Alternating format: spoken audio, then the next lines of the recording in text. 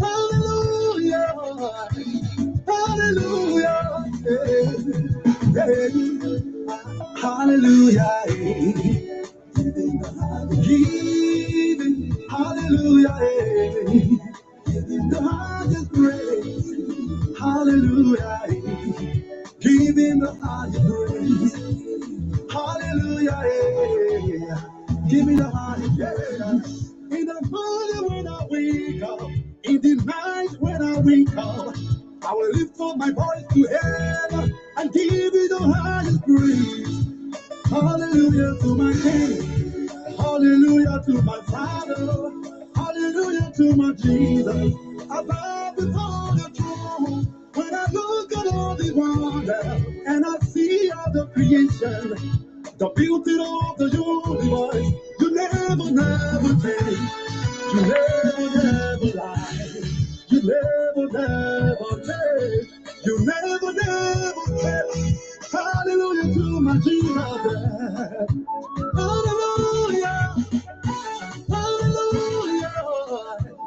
Hallelujah. Hey, hey. Hallelujah. Giving. Hallelujah. Giving the highest praise. Hallelujah. Giving the highest praise. Hallelujah. Giving the highest praise.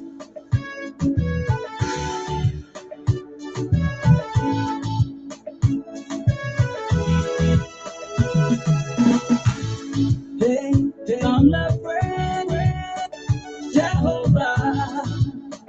Come and worship Jehovah. He deserves the praise. Come the praise. He deserves everything. The worshiping. Oh, he gave me life. I will praise his name. I'm here to praise my God because he gave me life. Come celebrate, come jubilate, come to worship him. He deserves the praise. Hallelujah, give him the higher praise. Hallelujah, give him the higher praise. Hallelujah, giving. Hallelujah, giving the highest praise. Hallelujah, giving the highest praise. Yeah, hallelujah, giving the highest praise. Ooh, hallelujah, oh, yeah, yeah. Hallelujah, hallelujah, hallelujah, hallelujah to my Jesus. Hey, hallelujah, sing praises to Jehovah. Well, good evening, folks. Welcome to today's editions of Things Considered. I'm Alfonso Zian Sot of the Liberia Public Radio and Lpr-Tv. We want to welcome all our viewers and listeners across the globe. Thank you for sharing your evening. Very shortly, we're going to get this program going here. We want to welcome all of you in the House of Information. Good to have Randall Tamers, Ibrahim Tabangu, Alice Bentabari, Ifoli Teming, Madam Barclay, quite a long while. Good to have you back here. James Quia, Zodwart, Dorut, and all of these great people. Just do us a favor. Share this, hit the share button and invite someone at your company. We will be getting this program right on the way. I'm Alfonso Z and Salt of the Liberia Public Radio and Lpr-Tv. What a beautiful May week. Today is what? Wednesday. Today is Wednesday. We want to welcome all of you to this all-important program. As usual, we will be having a community conversations, national conversations, and all of the news making headlines in Liberia, other parts of the world, and so forth. So you know the traditions of this network, not necessarily to what you intend, what you purpose to hear, but I will do the best we can to also tell you what you need to know that is extremely important. So that's part of our conversation here. So We want you to know that as well. So let it not be a disappointment because you purpose to hear something and you did not hear it. So again, that's not who we are. We always make sure to get the rightful information to you. We keep it proportionate, have a conversation needed, and we pick it up from there. So, I mean, interestingly, that's what we do here on this network. We want to welcome all of our viewers, listeners across the globe. Thank you for sharing your evening with us right here on LPR. That is Liberia Public Radio. It's not necessarily entertainment. We always like to go to the bottom line of the news. Okay, so my group analysts, contributors, they are already assigned links right here on this network. And we're going to get this conversation going. Stay tuned, and I will be right back.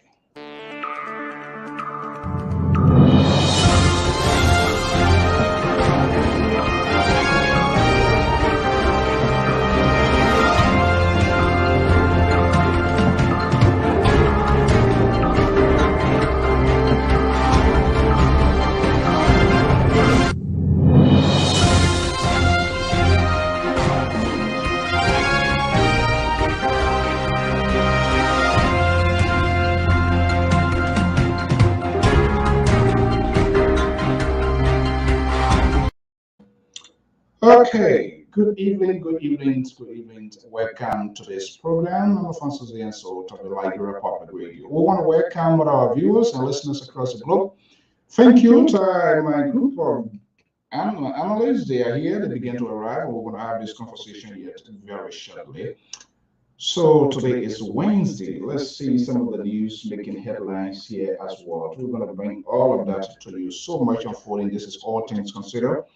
And we're going to talk all as much as we can possibly. It's impossible to finish everything. Okay, Kenya Odinga filed court petitions against presidential election result, contesting the result. That is quite interesting. As you know, the election just ended recently in Kenya, so there seems to be an unsettled score right there. But let me go inside California, in the liberal state, where our senior contributor, Jonathan, is standing by. We're going to be breaking in, hopefully, the liberal progressive, the man from the far left, Amos George, and the Minnesota-based politicians, according to Samson Toll. He's always in the habit of bullying people, giving people names. I think we need to find a name for him. The two-time, is that a two-time politician or all in three politician? Well, let me go to Jonathan and breaking in yet, and we're going to get a ball rolling here. Okay, let me just bring in Jonathan while the rest of the folks will be joining us here in due course. Okay, Jonathan, good evening. Welcome. Yes, good evening, and thanks so very kindly again, Mr. So, for the opportunity being here today. Yeah, man, I love that suit, man. It reminds me about Jagbana. Those are the sort of safari tip when you put on in then the brown cow, the blue cow, and the white cow. That guy, he get voice at his command. Yeah, he was a very interesting character. Okay, how's your Wednesday going so far, man? Wonderful at my end here in the Bay Area, and it's just good being here. Okay, too much G's outside there. Let's do some chichi pull here. What's the G's out there today? Too much. I have not followed very in full detail, to be very honest with you, but I see some, pictorial of the police feeding the students community at their rally or their protest. And again, the communication from the Solicitor General is making news with the denial of the Justice Minister. So those are two very key issues for me today. Okay, but let's do a little bit backtracking here. As you know, today Liberia observed 175th flag date and a holiday celebration in Liberia, correct? Yes, today. Do you remember this day reminded me in 1986? Those days it used to be a competition, And I remember 1986, probably you can share your experience. I don't know whether you participated in any Flag Day exhibitions in Liberia. But I remember in 1986, it is a memorable one that I will never forget about that. Even though that same year we were heavily flogged by by AFL because we were protesting whatever you call it. Believe me, that truck came from my 72nd way. But strictly to the point of the Flag Day, that year of 1986, I took me high in BWI. You know, BWI is a heavily vocational institution and one of the is out there. Taught me how and BWI was selected to host the flight at the executive mansion. Then the late Samuel Doe, and it was a competition type. You know, BWI because of the name too or whatever. BWI is out there, so it was tall, and the state. Oh my goodness, here we come again tonight. Oh Lord, help me. Yeah. Anytime I try to put up something, this guy he goes to the same direction. Well, let me just bring him in because he's already here. You guys, uh, I got to know yesterday. Was that yesterday you made a true confession that you are liberal, but you try to modify your own liberal type here? I was shocked that this guy, it looked like something towards kind of pressing the mind of this guy. Oh, the liberal, good evening. Good evening, Mr. Saul. And Jonathan, good evening to you, sir. Good evening, Mr. To. That name he calling is not guaranteed. Sooner or later he gonna add his how to call that extra that senior name. You're gonna that's how he very good at acting cool and quiet now as if you're gonna be on a good footing. Let's get ready, Jet. Now you're gonna see when you start doing then you gotta call that name. I'm not gonna call it because you're gonna do that. So back to the flag day here as we commemorate our country, flag day as well. BWI and Tottenham went in a competition, and we were to host the flag on the grounds of the executive mansion. And they didn't know how massive, how preparation Tottenham were making at that time. I mean, we were training like a real military guys, the marching and everything. Or may her soul rest in peace. Those that went to GW Gibson, Madam Rosetta Harris.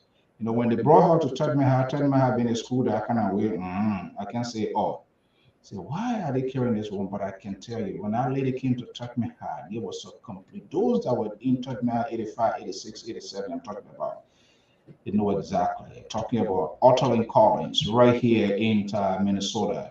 We were in a special unit. G. Michael Gilmont, the Russian Gide Hartog. All of those guys were there. The overall commander, may his soul rest in peace, Henry Moore. In fact, after that parade, I tell you, he got a scholarship from the government of Liberia. He went to Poland. He had made a tour Bible. So now the Deputy Minister of Foreign Affairs or Administration, former lawmaker, Henry Family, and all of those guys. We beat I came with their jeans. I don't know the thing were under mechanic shop. They came with their jean pants and t-shirt with hell of a beat right in there, beat there. Guess what we came in? We came in like those sort of safari coat, maroon and white outfit. So Tatmel was in a different form. They couldn't believe the outfit alone demoralized, will neutralize, and when they look at their t-shirt, California on their head, on their shoulder, they said no. And we went into that race. We flogged them, beat them big time. The marching, the IRA, the dress code, everything. I mean, that lady invested so much time and taught me how it came out. So they had a flag day. I said, oh wow, this flag day. The liberal, he ever participated in a flag day? You can march, you can take IRA, what I mean? Yes, yes, yes, Where? In yes. Total? No, in Monroe. Uh, Where? my days at Wilson High, one of the Oh, best private school in Liberia, Wilson High.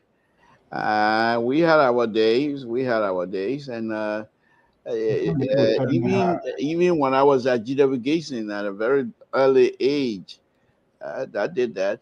But my IRA always, when I was at GW Gayson, my IRA always ended up at Roxas Cinema And so Oh my goodness. But it was quite a wonderful time. I mean, people would have gotten glued to the people could and get glued. let me just tie that. I know we're going to be starting the conversation here, but I was watching it today on Facebook, on some of the social media, and it brought a lot of pride to me. You can say all you want to say about Dr. Weir, but this man, this is what I truly believe, and they can call me names or whatever. Dr. Weir, perhaps somebody in his spirit of leadership, the type of leadership and the spirit he had, he's someone that can come in a country that is well established and perhaps needed some leadership to motivate the young people. Dr. Weir cannot come in when you have people who are hungry, ready to steal. He's not able to manage that kinds of situation. If you watch all of his things that he has done, he's always gravitate towards the young people. He plays soccer in the street of Monrovia. He played basketball in the street of Monrovia. He's running with kids. It is those circumstances that are around him really messing things up. That you can't say Dr. Weir came to this position because of his leadership ability. And if anyone believe that, you're fooling yourself. He came in through popularities. There's no question asked.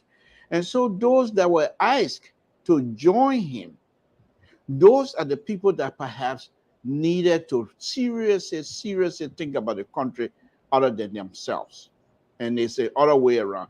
Look how he was behaving today at this hour, standing right there for these young people. You can see the pride of these young students. And the same way you heard Mr. Soul talking with pride here this afternoon, back in 1980 something. It's the same thing. These young people that went through that eye right today, there were years to come. They will remember that. You saw one of those young people marching today, passing the president as though this was the day forever. This is the kinds of thing that a leader is supposed to display.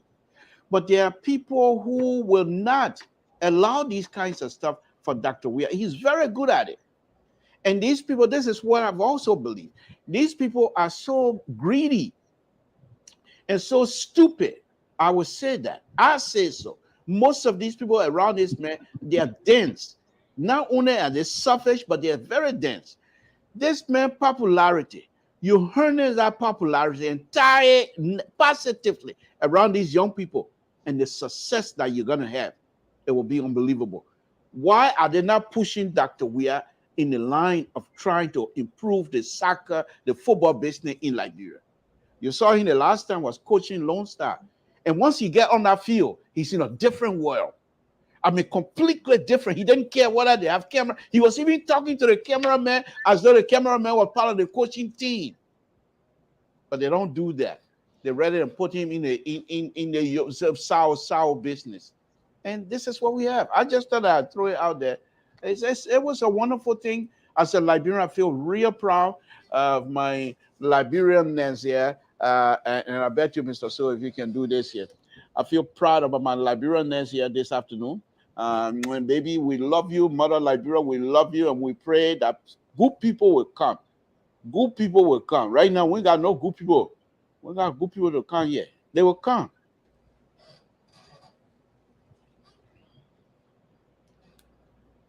Unmute your mic. Unmute yourself. Yeah. And so at my end, what is undeniable, whether this regime or past regime, is the fact that the identity of our country that hangs behind me, like Mr. Tool, the flag of Liberia, 11 scribes, demonstrates our togetherness. It indicates our unity. What it does to the young people, especially in schools, for this particular day, it brings them close to, bringing the exuberance out. especially emanating the good example after the armed forces, the uniqueness, and so a lot of people get passionate about it. And I mean, all president, it is just a warm day for high school students to take their ad rights in front of the president. It's a day that you always want to mark. You want to take one of your best shot photo that day and reserve it for souvenir. So years to come that you can reflect upon it that I was in high school. Those are one of the days that are memorable to high school students. And so I mean everyone missed that pass to have been part of it. And even up to now when people gather, just the glamour alone excites. And then I mean committed Liberian and a patriotic Liberian. Okay, I noticed one thing here tonight. You are gradually paving in the direction of the liberal. It's not a surprise to me. You guys try to put me Mr. So aside. the only way I would accepting if he renounce or denounce, if he truly denounce his ANC legislature analyst position, then I will welcome him into my liberal club. No, you're gradually pouring into it. He's not going to denounce it. Please, this is No, it. no, no, no, ANC in his blood. He can't get out of it. He can't get out. This is ANC we're looking at right here. It's in no, his blood. Mr. So what I can try to do is that I can try to keep, to take my issue one at a time. I understood the way Mr. Tool came in with mesmerizing us with President Weah and all the stuff. That one aspect is kept for another time. I don't want to fall into that, even because I'm just keeping the other aspect. I want to talk about the national identity aspect for now. I know. So But there's no way. Yeah, you see, this is what you guys do it. Now we're going to have to separate right now. Bamboo getting ready to devour cola. You cannot and you should not try to compartmentalize this issue of Liberia. What is good in Liberia is honor the leadership of Dr. Weah. Say so. Say so. You can't just say, this is my country and we're very proud of my country. Yeah, you are proud of your country because of the kinds of work that Dr. Weah has put into it. Why can't we give him that? You know, you guys always do this. You want to separate. No, I'm not trying to separate here. We are speaking about the national identity. I know. National identity, that is who Dr. Weah. No, when you said Dr. Weah, then you open an entire conversation because he's the owner of the national identity. Is that what you're saying? That's the issue. Because under every president, no matter the nature of the president, when it comes to a flag day, when it comes to armed forces day, when it comes to the Independence Day, those are national days. No matter whether we're having upheaval, whether we're having crisis, people always want to show some level of identity. So yes, for a president or leader to claim that national identity day, I think it is giving too much to the leader than the leader himself would even expect. We have to recognize under President Doe, we have some of the colorful days. Even chancellors who are the worst person. I mean, students will always feel happy coming out in order to identify with their country. So if you feel good to discuss about it regarding our success, so be it. I would not be there to question it. And I would take it from the perspective that it is a national event and it was colorful and peaceful. And if something different was done that day, that we got the president's speech, that we got the president's statement, that we got some level of gains that were made specifically, then we can dive into that aspect. But as it is, I think it was a colorful day. So let me ask you, perhaps you will understand this language in football terms. If your coach or the captain of a team and you guys win the game, is that not honor your leadership?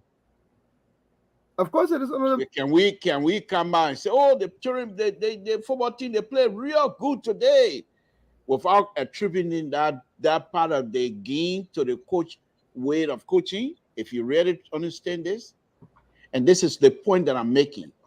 I'm not here to praise Dr. Weir to say he's this. No, that's not the issue. The point that I've always saying this is this. We have to be truthful. And I'm not saying you're not. That's far from it. What I'm saying here is this. We cannot separate the good days that is happening. We can't say, oh, they want a good. But when something else bad happen in the country, oh, President, we are. But when something else good happen, when we say, oh, they want to good, then we don't call the president. We can't do that. Okay. It comes with that, with the territory. Under his leadership, you have peace in Liberia. Folks. I would say, under his leadership, you have these kinds of things that are happening. It happens all over anywhere. Any president comes in, he carried out, he presides over these things.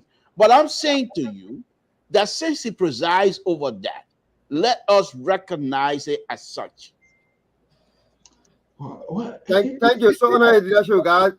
Is there a ploy against me this evening? All of you guys.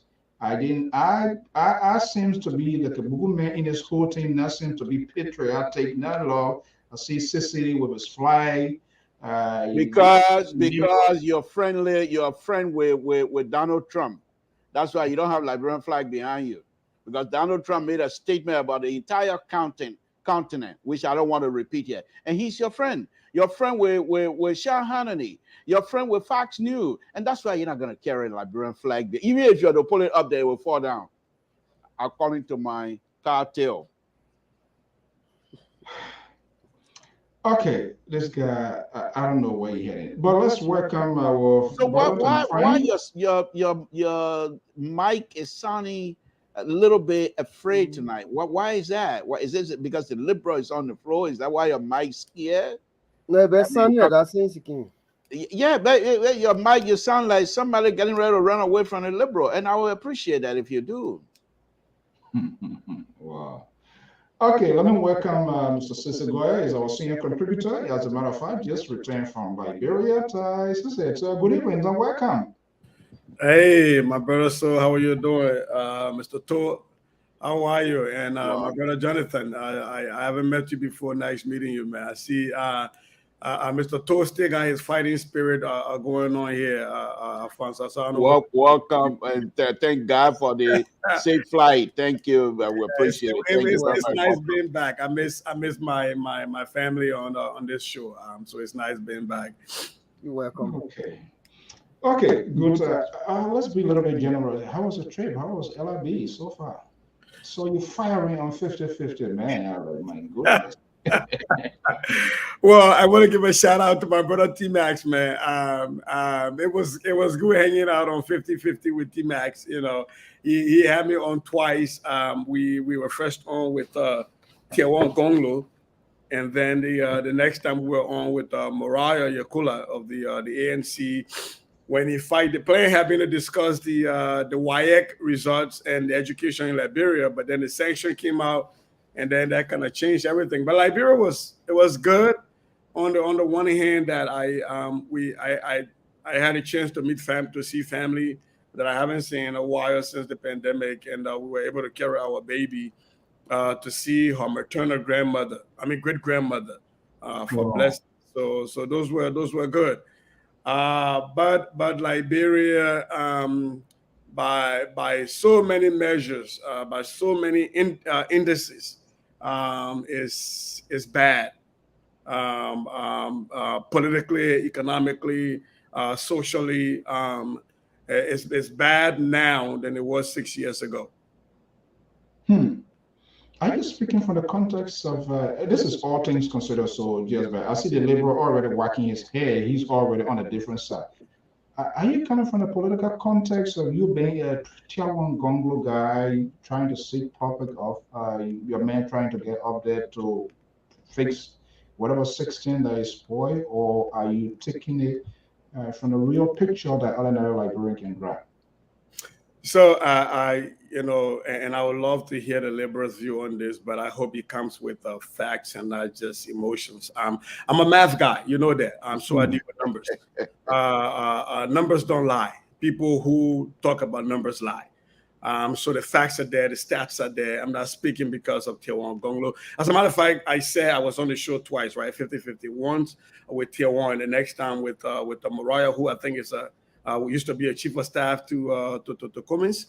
So it's not about me not liking a certain a political party. It is just me speaking the facts. When you walk the streets of Monrovia, there are more beggars now than there were 6 years ago.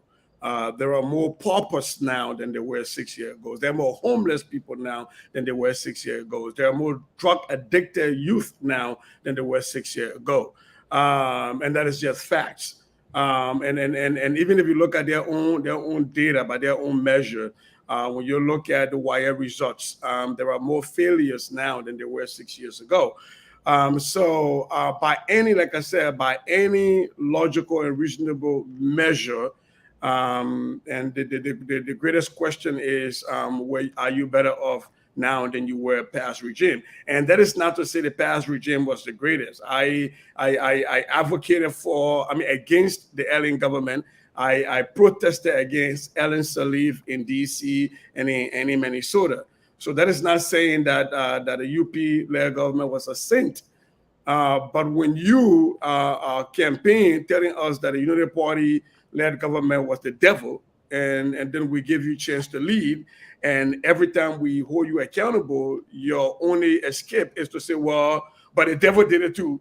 It happened during the devil's time. Then why did you tell us to pick you? Why didn't we just continue with the devil? And so that's the point I'm making. It's just statistical, mathematical facts. Got nothing to do with emotions, because I lived on the ground for 3 weeks. I was there and I saw the abject poverty in the eyes of the people. And I'll be going to the liberal because there seems to be a divided house already here with I know he will eventually call that me. It won't come from me. I know he's going to do that, believe me. My guess you travel because I saw some fascinating images as well. You travel outside of Morovia as well, right? The scenario in Morovia, is it the same as other places that you went to, or just the same old story, or even worse than outside of the capital? Well, I went to Tubmanburg. My wife is from Bummy. Before I came to America, before the war, I lived in Tubmanburg. I spent more time in Bummy than even my own county, Lofa. So I know Tubmanburg very well. So I went to Tubmanburg for about a week. We lived there. Um, uh, Economically, the further away you go from the capital, I think we all know that the further away you go from, because in Liberia, and this is not just limited to this government, uh, economic power and the center of economic activity has always been in the capital. So the further away you move from the capital, the further away you move from the economic center, the more poverty you see, and the more pronounced the lack of access to improvement you see. Now, I would give them one thing: when you move away from the capital, you tend to breathe better, cleaner air. I did experience that in Bummy, because when you're in Monrovia, it feels like you're in California. The smog from pollution is really thick. And again, like I said, this is not something that happened overnight, right? It has been something that has been happening throughout successive governments. But the economic activities and the lack of opportunity for young people, and the lack of social services for the elderly and the disadvantaged. It is pronounced wherever way you go, Monrovia or Bummy or wherever. It is the exact same. Just people have just resigned themselves to living without, and that is sad. It is very, very sad. Okay, I from facial expressions, the liberal, this narrative seems not to be going down well with the liberal. I'm not sure the positions of Jennington, but I will be coming to him. Liberal. Mr. So, thank you very much. I'm very happy to see my brother, the Minnesota politician, to still have that spirit of coming and expressing himself as a true politician. We appreciate that. We appreciate that. He's a Minnesota politician. Perhaps we need to have him to go and represent some, whether it be Bummy or Lofa County. Perhaps he would transfer that ability to be a true politician on that side. But what I do want to say here is this, Mr. So, and you yourself, I can attest to this. Almost the Lord Mayor Jefferson Koshi was on your show and admit that there are challenges in Liberia. Now, the Minnesota politician went to Liberia 3 weeks. He came back, and now he's trying to box me in and say by making a statement, Mr. Toe will come on, the liberal will come on, but I hope he will be factual and not come on with emotion. I mean, he's now telling me how I need to approach this situation. And I'm a liberal, I cannot be boxed. And let me just say this here. The young man went for 3 weeks. He came back and now started announcing on Liberian Public Radio how factual his statement would be, how much statistic he had. 3 weeks. 3 weeks in Liberia, he has compiled statistic on the hunger in Liberia. He has compiled statistic on the homeless in Liberia. He has, I'm not saying Monrovia, I said Liberia. He only went to Monrovia, maybe Bomi, and maybe Lofa County. 3 areas, but he was able to compile all of those information, and I respect that. He has the ability to do that.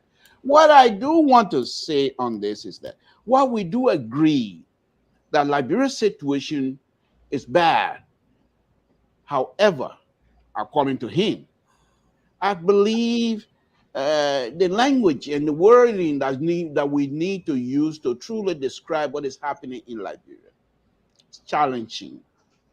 Because as smart, as intellectual, and highly educated as he is, if he were to give him a position right now to try and fix and stuff in Liberia, he will also recognize and realize very quickly how challenging situations are in Liberia. So I'm not saying that the government, I'm not here to defend the government. As far as I'm concerned, I don't agree with the government on many policies. But for us to say and try to describe situation in Liberia, according to him, bad, I think we're not doing ourselves good services here. We should try to timber the language that we use to describe our own situation, because things are challenging in Liberia. However, you can say, and you can, I mean, like I said, he's a Minnesota politician. So now he's trying to do a little bit of politicking here this afternoon by saying, if you leave from Monrovia, you go somewhere, the situation remains the same. And Monrovia is a center, which is true. Academic center of Liberia, that's true. However, I think the Minnesota politician would do us a favor and perhaps do one or two things. Statistically, lay it out, point out to some of the statistics he had, or as he tried to lump all the things together here, like a true Minnesota politician, I don't want to say liberal because then I'm putting myself in that, but a true Minnesota politician would do, lump everything together and then put them in a basket of deplorable, which Madam Hillary Clinton did here at one time. He can also do that. But what I would think that would be good for all of us is to say, for once, say, yes, things are challenging in Liberia, but I believe that those who are responsible, some of these people are doing the best they can to make sure the challenges are brought under control. I would say that would be something that some of us will gravitate towards. Then to come after staying 3 weeks in Monrovia, now you have highly expert, statistical expert now on some of the ills of Liberia. My brother, Minnesota is not Liberia. Minnesota politics is not liberal politics. Over there in liberal, we play real politics where politicians will lie to you. I agree. But at the same time, open your eyes and see exactly that your brothers and sisters over there, some of them are trying their best to do what is good for our people. I will be going to Jennifer and Sissy will respond. But what I try to sense out here, you are trying to make him to use your voice choices, trying to, in as much you do not like it, you're liberal, you always take your own side. You don't even like for people to tell you to say what you're supposed to say. Now you are trying to twist his hair to use words that will suit your explanation, correct? No, not quite. I am suggesting, Mr. Soul. Suggestion is quite different than command. I am suggesting that if I were in his situation, which I'm not, these are things that I would have put on the table. In other words, if I'm going to be involved in this kinds of conversation, the language and the wording that I'm going to choose to explain what is happening in my country, I will be a little bit sexist if I may say that. Okay, That's the let's see here when Jennifer can cut the deal. I'm not sure which side he's going to follow him, but this ball can drop anytime and then Sissy can respond. Jonathan, the two they have put us in a situation like a piece of cloth between the states, and I'm not sure who's going to run that states through the club. The Labour has come and reconstructed like a forensic guide what Sissy trying to see things that he observed, things that he saw with his eye. He was in there, but he want him to go in his direction. Where do you find where is the gap here? And so, you know, I listened to Sissy and he spoke well, except you have not been Liberia quite for some time. And, you know, then you'll be in a relaxed mood and very comfortable to just guess that things are going on well. But even if you are not given the opportunity to go to county by county,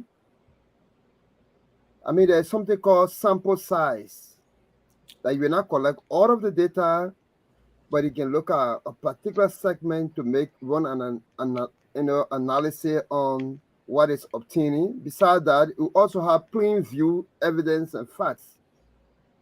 Look, when you have a country, like you said, Koji has said that there are challenges, but where an EU person will say the place is filthy, and you can see visibly people can power deck together. I mean, there are photos of decks being powered together and no solutions, no idea, no innovation whatsoever.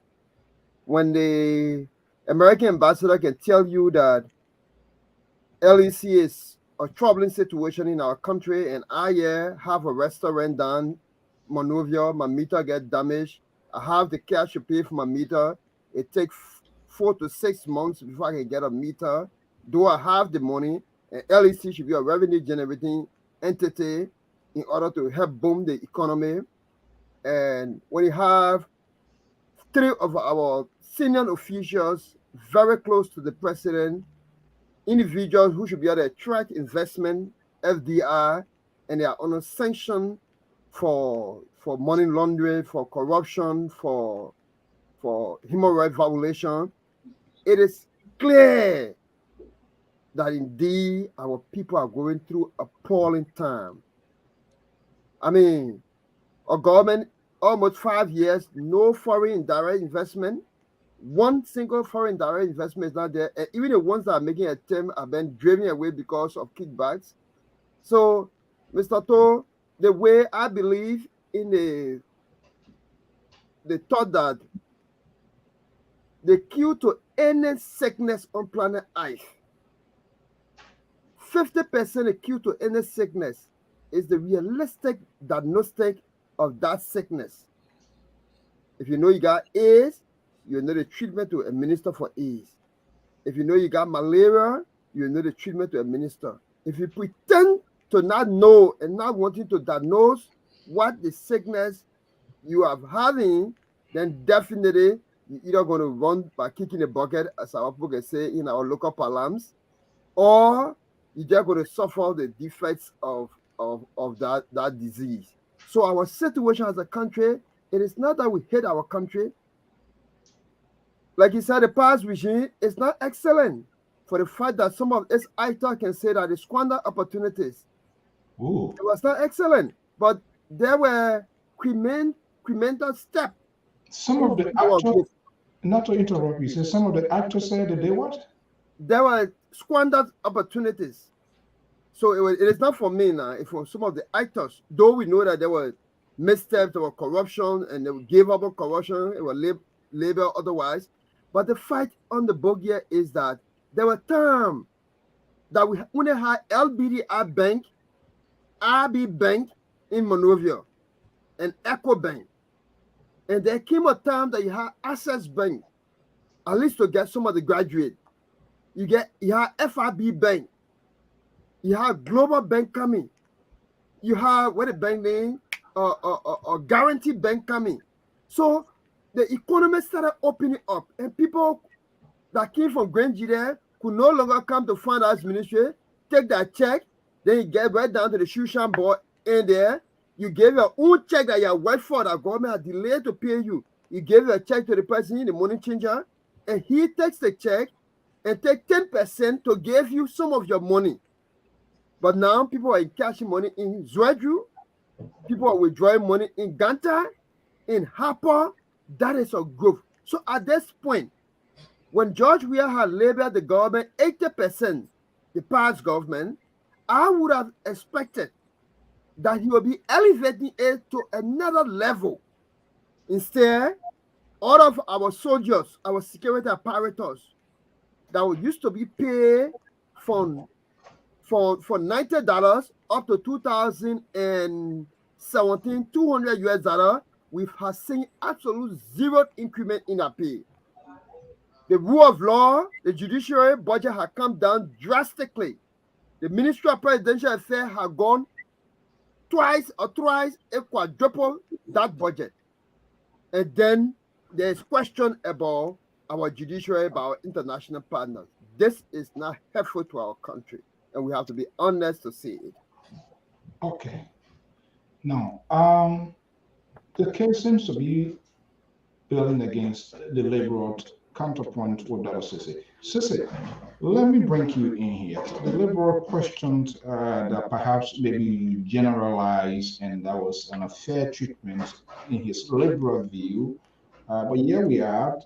Jonathan is breaking the ice right back in the face of the liberal. The liberal is stung. He's like he's on his own this evening. It appears to be. Um, you want to respond to him? Well, yeah. Look, I. Sorry. Oh, sorry, I screwed up. I touched something. I think the liberal is trying to get me off the screen. That is the conspiracy. I don't think Mr. Toe has actually paid attention to me the times he was gone when I came on. I picked my words very carefully. Madam Ellen Sirleaf's administration, both terms were challenging. We had come from a difficult period in our national history, and she was challenged with maintaining security and still Papa used to go home with black plastic bag at the end of the month. That was challenging. There were still issues. Our people were not living to the level that we expected an independent country with our stature to be. Those were challenging times. This is bad. I think what Mr. Toll wants me to do is to fall in this usual aberrant thing of everybody defending their own criminal, right? So it is the difference between a thief in Nathaniel McGill that pastors will come on to pray over versus a thief in a Zogo. And just to strike my point further, I made this statement on 50-50. And it was a spoof on what Nathaniel McGill has said about his wealth he had acquired when he was in Bond County. When he said you know, and when I die, I would leave it here, I would carry it anywhere, that bad thing I do. So they had a spoof in Liberia. They said, well, and when the Zogo steal your phone and you still using it in Liberia, you're not carrying nowhere else, that bad thing you do. But you were beat Oh my your goodness. phone. You would throw acid on the Zogo for stealing your phone, but you will lay hands on McGill for stealing the future of your children.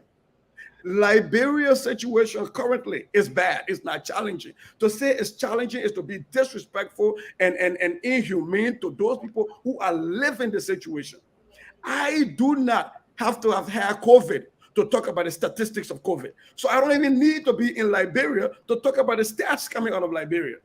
There are so many global respected economic activities indexes measured on Liberia that are everywhere. But what gives me an added edge, Mr. Tor, was the fact that I was there and I seen it. You know, there's a difference sometimes between learned experience and lived experience. I saw it, right? I went to charity organizations. As a matter of fact, I took my wife and my baby. We went out to feed to a feeding station to feed some young people. And we saw that we had always been doing that, even during the early time we've been participating with feeding those young people. But what we saw was that the numbers of people who needed help had dramatically increased. That is a measure, Mr. Toll, that I can use. I also was in Margibi, by the way, Mr. Toll, if you must know, and to tell you how bad situation has gotten. If you remember the former speaker Tyler's home in Marshall used to be this big mansion where lights used to be all.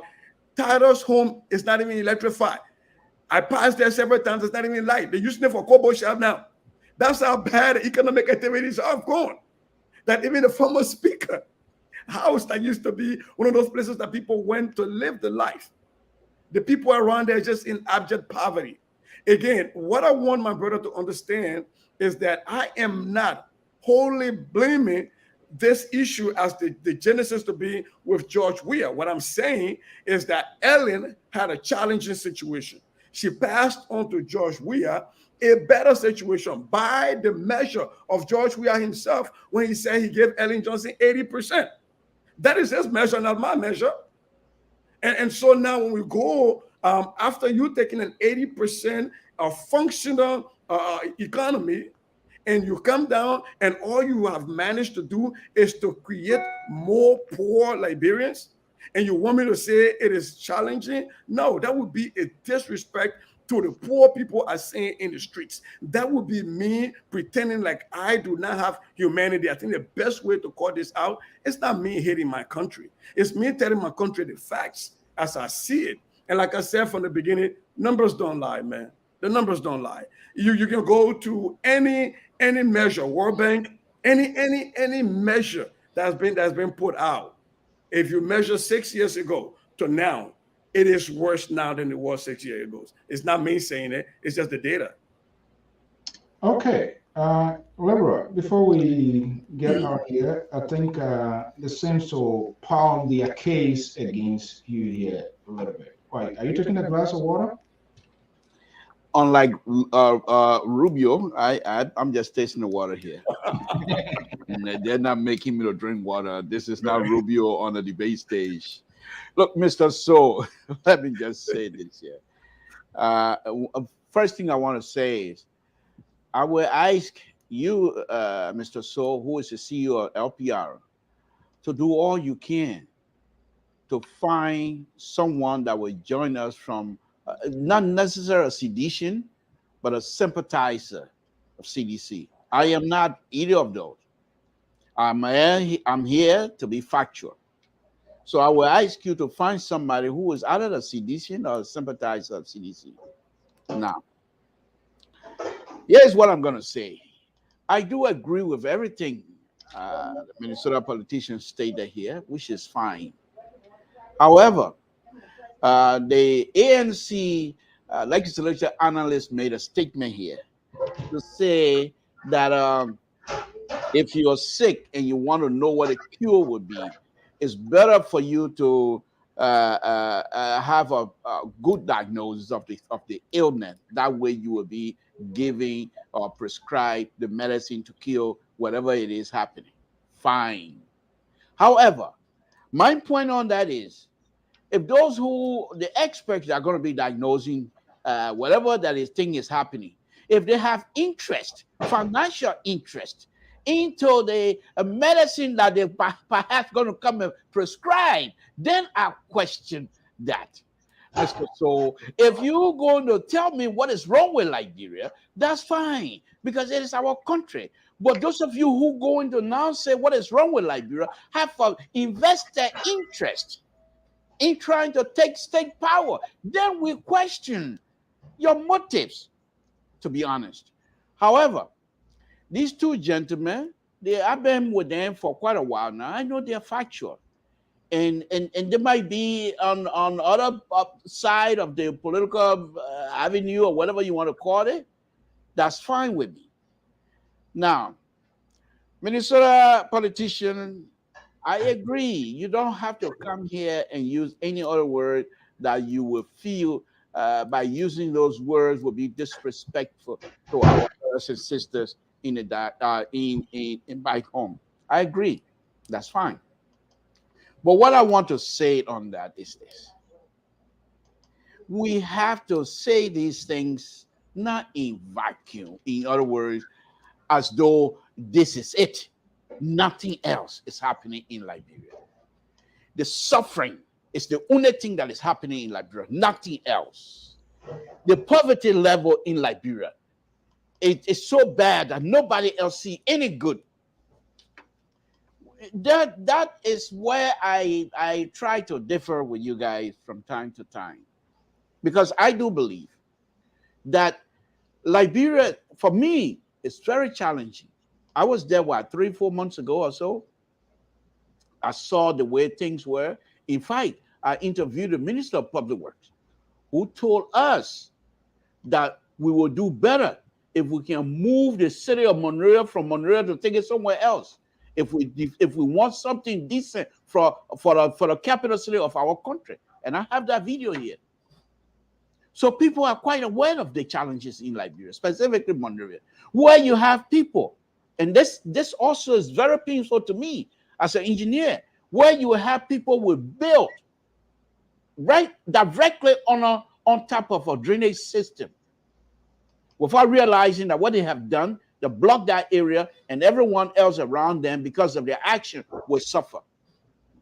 That is the issue we all face.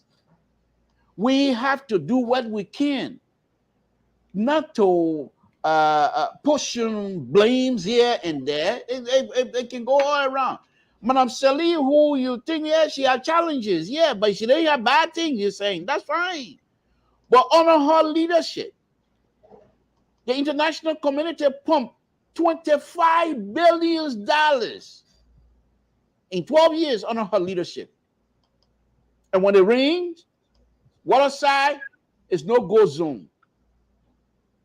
Under her leadership, the former John Malou said that her administration is the worst corrupt administration than ever, even corrupted than the transitional government. So what I'm saying to you, without me coming here looking like somebody trying to defend this president or this government, which I don't agree with them on many issues. But let us also say that they do have plans, except those plans are not being implemented. Let's say so. They have, I know you, both of you, highly educated. So I am quite aware that I would say, put a foot in my mouth here if I don't mind, that most of you, or two of you most likely have gone over the Pro agenda, which is the blueprint for the country. So if we're going to come and say, look, the country is challenging, but these people, they have plans. They told us what the plans are to address those challenges. But however, they are not coming out to address those challenges. So then we will say, okay, we're on the right road. But for you to say, Oh, wait a minute. none of you have mentioned that. None of you have mentioned that. One of the things that I'm enjoying here tonight is the level of education that is being displayed here tonight. And me, a junkie, political junkie, and somebody who like to read and somebody who respect intellectual, I think the level of intellectualism So here. let me ask. The liberal is speaking, please. The level of intellectualism here tonight is way, way above the roof. I came back and me making a statement, and they both of them, they're not agreeing with each other. They decided to tear my concept apart intellectually. And I like that. I like that. I like that. Because now I have to show that yes, I agree with whatever you said. My point of view is not here and there, but I'm entitled to it, Mr. So. So, okay, yeah, before Sissy come, I want us to go to different thing here, but it's part of our national conversation. You said they have the plan, but they are not implementing it. Is that That's what exactly what I stated.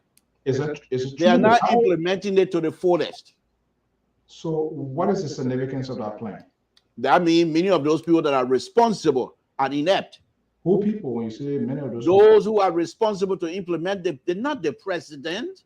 Yeah, the buck stopped with the president. But the president employed people who told the president based on their qualifications to say, I'm qualified to do X, Y, and Z. And so the president respected that and accepted that and put you in that position. And now you're not able to carry out that particular responsibility. You are inept. So then let me ask you, if you are in charge of a corporation, so let's bring it us to that low level. You are in charge of a corporation, and you have the ability, the power vested in you to seek employers, to bring people in, and you bring those people in according to you. They told you they're going to do it, and you find out that they are not doing it.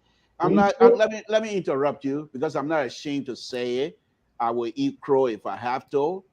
I've been on this show asking the president to do reshuffle, fire those who are incapable of producing. He has not done that. So I blame him on that as well. That's what I stated from the beginning, that the buck stopped with him. My argument here on a general level is that there are things that are happening in Liberia that we also can point it out. For example, millions of Liberians will go to bed tonight and wake up tomorrow without any molestation or whatever. They will not die. Nobody will go to their home to kill anybody. There's no gun shooting anywhere in Liberia. There's no war in Liberia. There's no security threats as far as the population is concerned. I can leave from here right now, lay in Monrovia, and Ralphie, get in the car, and go straight to Grand Judea County if I want to. There will be nobody telling me because you're crown man, you can't go through Nima County. They're not going to say that. These are things that I'm saying to you, that there are some stability in the country. Let us also point that out. Okay, there are two possible scenarios. Maybe Sister want to respond to it, and then I'll go back to the students. They are both measurable? Are they equilibrium versus what you are saying here? Is it not worth talking about? Are they making up something? Because you yourself have argued those points here before. The liberal. Excuse me, Mr. So. Yes. Are you not hearing me? No, I didn't get that point. What just improve? What are you saying? What is are they equal? What I'm saying, you seem to largely differ with their argument, correct? Yes, in a sense. Yes. Here's what I'm saying to you. Here's what I'm saying. This is my argument. We can say the situation in Liberia very challenging. And he can use whatever language. Don't tell me what to say. Say you can say. Mr. So, you asked me the liberal trying to disabuse you on that. So please let me finish. You can say the situation like is challenging, and both of them can use whatever language that is see fit to describe the situation. That's fine. On the other hand, I'm arguing that there are certain things on this government that perhaps you can also see some positive things in it. That's what I'm arguing. And I've given you some examples here. So whether they're on the same scale or not, that's not my point. Because we can't, nothing in Liberia, you say they're on the same scale. Not even here in the United States. Nothing is on the same scale. Not even in Minnesota, where the Minnesota politician lives. Nothing is on the same scale. No question asked. But what I'm saying here, the Minnesota politician took almost 10 minutes to describe to us how bad situation is according to his statistic. And the ANC legislature analyst came out. He said you don't have to have, he used some sort of a, I believe it's something you have to do with accounting term, something where you have to, you can do it. You don't have to know the statistic, but you can, your eye can see all of those things. That's, yeah, okay, whatever. I from total, I don't know book, but you all of those things, they're quite correct. But my point is, they should now say, but there are certain aspects of the country that is still holding. So our brothers and sisters that are listening to you will not get away or leave out of here to say things in Liberia, they are completely out of hand, they are unrepairable, nothing. That's my argument. Okay. Mr. So, I think Mr. To is throwing everything, even the kitchen sink at the wall, hoping that something sticks. When we speak about a situation in a country, we're talking averages, right? We all went to school here. When a child gets an F as an average in a class, doesn't mean at one point in time in that class that child did not score maybe a C. We're giving average, right, of what's happening. But I hope Mr. To can be back, because the point Mr. To trying to make here is that if we say that a parent is bad, that parent can argue that I'm not bad. My children woke up yesterday and the whole house was not on fire. So because of that, I'm not bad. There's something good happened. The house was not burning. Even though he took all of his salary, his wages, and he spent it somewhere else, and the children are hungry and they're not going to school. And you say, yo, man, y'all give me small credit, man. Y'all got a lightning strike, y'all. There's something good happening. That's lightning strike, y'all. Yeah. The children said, no, Papa. He said, but I'm still a good parent. Right? That is not. And if I were a sedition, I'll be mad at you for even trying to make that as a justification for my government. The next thing is you talk about a pro-poor agenda. I would love for you give an assignment to Mr. So to find a sedition. I want to give you, Mr. To, an assignment. Check every media source out there. Pick at random any 4 or 5 seditions that have espoused the idea of a pro-poor agenda. There is now 2 you will find that will have a point of view that is not divergent. They all believe differently what the pro-poor agenda is. Not many of them can even articulate what a pro-poor agenda is. To me, actually, as it's been implemented the last 5 years, the pro-poor agenda is a government that is in favor, of creating more poor, pro-poor. And they have succeeded in being pro-poor, as in creating more poor people. And so the next piece, and I wanted to touch on this real fast and let it be, because to give an excuse, to give a pass to the president and say he hired people, and therefore those people should be held accountable, and the president cannot do those jobs, is to not be following events. Let's look at what happened yesterday, or was it the day before yesterday? We are talking about holding George Weah accountable and asking him to give Liberians the opportunity who have the skill set to lead. Let him hire those people. He sent a joker to go for confirmation hearing. 3 months after holding that position hostage, after people have come up with research that this guy it should not be a manager of the Liberia Airport Authority. And the president that you want us to give a pass to, after 3 months of saying this thing, still has now withdrawn that nomination. And you still want us to say he has the best interest of the country at heart? No, the buck stopped at his desk. And I actually do believe that the president outsourced the presidency, because he has no interest in being the president. Why would you not withdraw the nomination of the airport authority managing director when people have told you he lied to you? Why would you still keep it going? He himself has shown he lied. As a matter of fact, he sat under oath and said that the CV as published by the office of the presidency, he didn't give it to them. The one he handed that was different is what he believes in. So somehow he's telling the Liberian people that the president, the office of the presidency, lie on him. And he still allowed their fool to go and sit in the Senate for a job. And Mr. So, you want us to, Mr. To, you want us to say that the president hire people to do the work? He can't do everybody's work. This is his job to do. And you're talking about people and security. Did you read when they listed the findings for which McGill was sanctioned? One of those was the fact that he got accused of recruiting former combatants. Recruiting former combatants to work with to intimidate people. That is not security. That is right there in the report. So yes, we agree Liberia is not on fire. Yes, I agree. I did use a car and I was able to find gasoline in Monrovia, albeit expensive to put in my car, and nobody came and slashed my tires. I drove to Bombay and came back. If by that measure there are good things happening in Liberia, then Mr. To, I yield to you that yes, as a good father, as long as lightning has not struck your children, keep them hungry, keep them without going to school, use all them, lavish all of your money, and we still call you a good parent. I'm kind of flabbergasted because he has been pushing this year. Is that there's a bylaws you always display there? Is it within your proximity?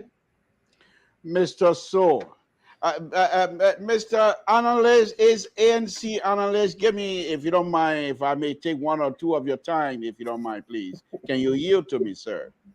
Go ahead. Thank you. Look, Minnesota politician, you're good. You're good. But I'm here as a liberal. I think I can hold my own. Look. The scenario you just gave here about the president. Let me flip it around a little bit. From a broad perspective, the president is the president of the Republic of Liberia. He has nominated somebody, and you're saying because people who are not charged, who has no responsibility in this, have not done some their own investigation. They were not asked by the Liberian government to do any investigation. What is their own interest? I don't know that, but that's besides the point. And these people have put out something that this young man was not truthful to the president. And the president has yet to withdraw this, with taking this guy's name from the nomination process. And now you want to say, because of that, you believe, you're saying that perhaps the president do not have Liberia as that? Let me disabuse you on this a little bit. We have 3 forms of government. I mean, 3 forms of government in Liberia: the executive, the legislature, and of course the judiciary. So the legislature, and I think the analysts, the ANC legislature analyst can speak to that better than I can. They have the responsibility of oversight, consent. Now, if the president nominates somebody who perhaps is not qualified, and I'm not disputing that, but I think the president, what he has done once again, has put Liberia on the map. Yes, I would say that. In that, the president has shown that I'm not here manipulating the system. I nominate somebody who said X, Y, and Z. The job is for the legislature. The people elected them to decide as to whether this person is qualified to do the job that I'm saying this man is qualified to do. The legislature are now going to go into that and find out whether this person is being truthful and has the ability to perform. That I call the operation of the Liberian government at its best. So please, don't condemn it. The president has come out and put this guy's name out there and let the legislature now do their work. If you have any quorum whatsoever, turn it over to your legislation. Make sure that this man doesn't get a job. But instead now you want to come back that the president do not have the Liberian people at heart because he's refused to take this man's name out of nomination because people who he never employed are not giving him papers. What is their own interest? Please, So let's find something. before Janitor comes in, if you were president, what would be the standard set? What would be the basis of you making a nomination? The president, Mr. So I'm not here to defend the president. That's not what I'm But saying. this is what I'm going to say on that. What I suspect, what I think will happen, or what I think should happen, is the president get a name, and he has people who will vet a specific candidate, and the people vet the candidate, and they say, Mr. President, this person is qualified, send the person nomination. Those are the people, if they come back to the president and say, Mr. President, you asked her to vet this person. We did, but we went back and have reviewed his CV, and we found that this person does not belong there. Then you can speak to the liberal. But you cannot tell me Samson Tour here in America and writing everything he wants to write on social media, and then the president, you want this president to lead Liberia based on social media? No, far from it. Liberia is not a banana republic, folks. Yeah. Senator, go ahead. Yeah, very quickly, and thanks for the question that placed Mr. Tour in a very tight position. There is something called due diligence. And due diligence by the president of it. Mr. So when is show going to be over?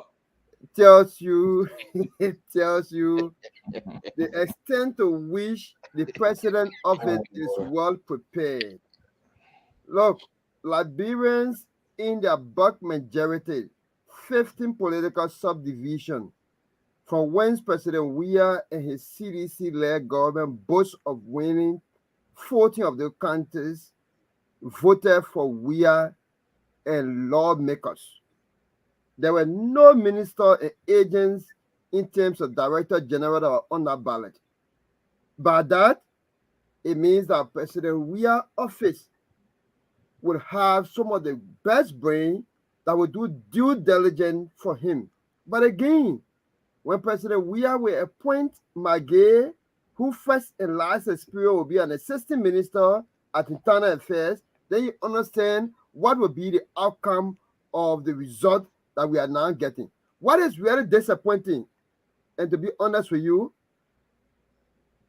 when President Weah graded Manaseri 80%, what came to my mind at the time is that people could manage the 20%. That's what it means. At the time President Weah graded Manaseri, you would have gone to Liberia and still move about. Everybody could move about anywhere they want to move. Go to Nima, Grenjida, Bassa. But President Weah felt that we needed to do better, and that's why you are coming on the matter of change. Now that he came on the change, one of his strong advocates on one platform said that as far as concerned, they are scored only 55%. Though they graded it up to 80%. So what we are saying here is that if you have a nomination and the person that you nominated said that what you placed on the website was wrong, those who are doing a due diligence should inform you, except you are telling us that there is specific interest in that person, that despite all of the information that is parading the internet, your people who got a responsibility to do due diligence, even if they provide due diligence, you're not looking at it. There is nothing called partial BSc. So that alone should be able to disqualify it. Be honest and say, I went to Cottington program, and I spent some semesters there. I did not end. Or he said continue. And then he came on the side and got a degree also. But you cannot lie blatantly there, and then we still take it at that face value, and we say it is not the president. We elected only president and lawmakers. We did not elect ministers. Okay. I think we need to switch gear, but Sissy, I believe you get a piece to add on it? Yeah, and look, just real quick, because I think my brother Jonathan did a very good job at that.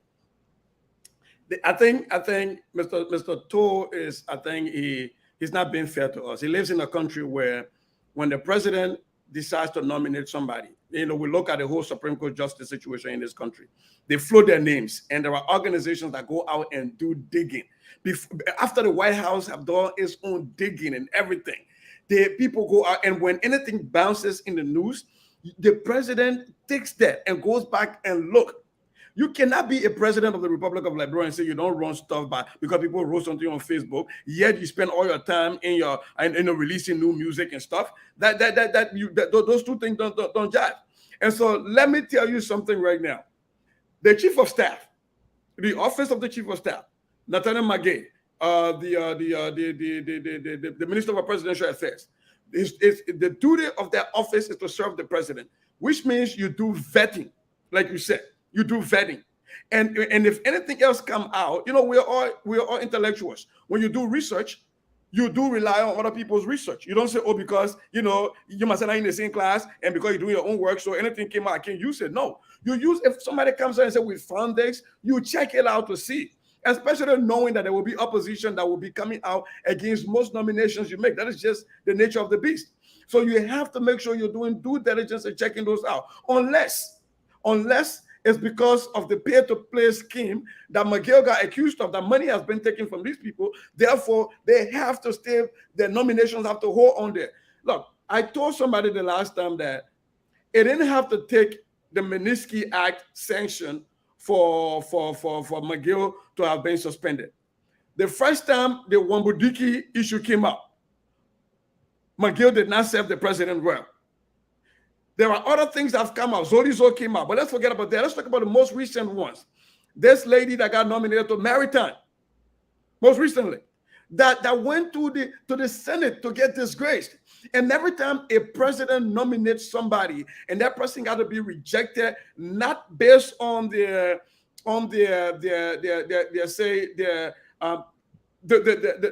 morals, but rather based on their academic ability and the ability to do the work. That is a stain on the office of the presidency. You do not just send people and say, oh, I'm just going to send people and let the Senate do due diligence, let them decide who they want to take. Then how are you getting these people? How are these names being brought to you? Who is bringing the names? Who is bringing the names to you? And what vetting process have you put in place? Because the office of the president should not be proud that people are being religiously over and over. It's become a pattern, just disgraced.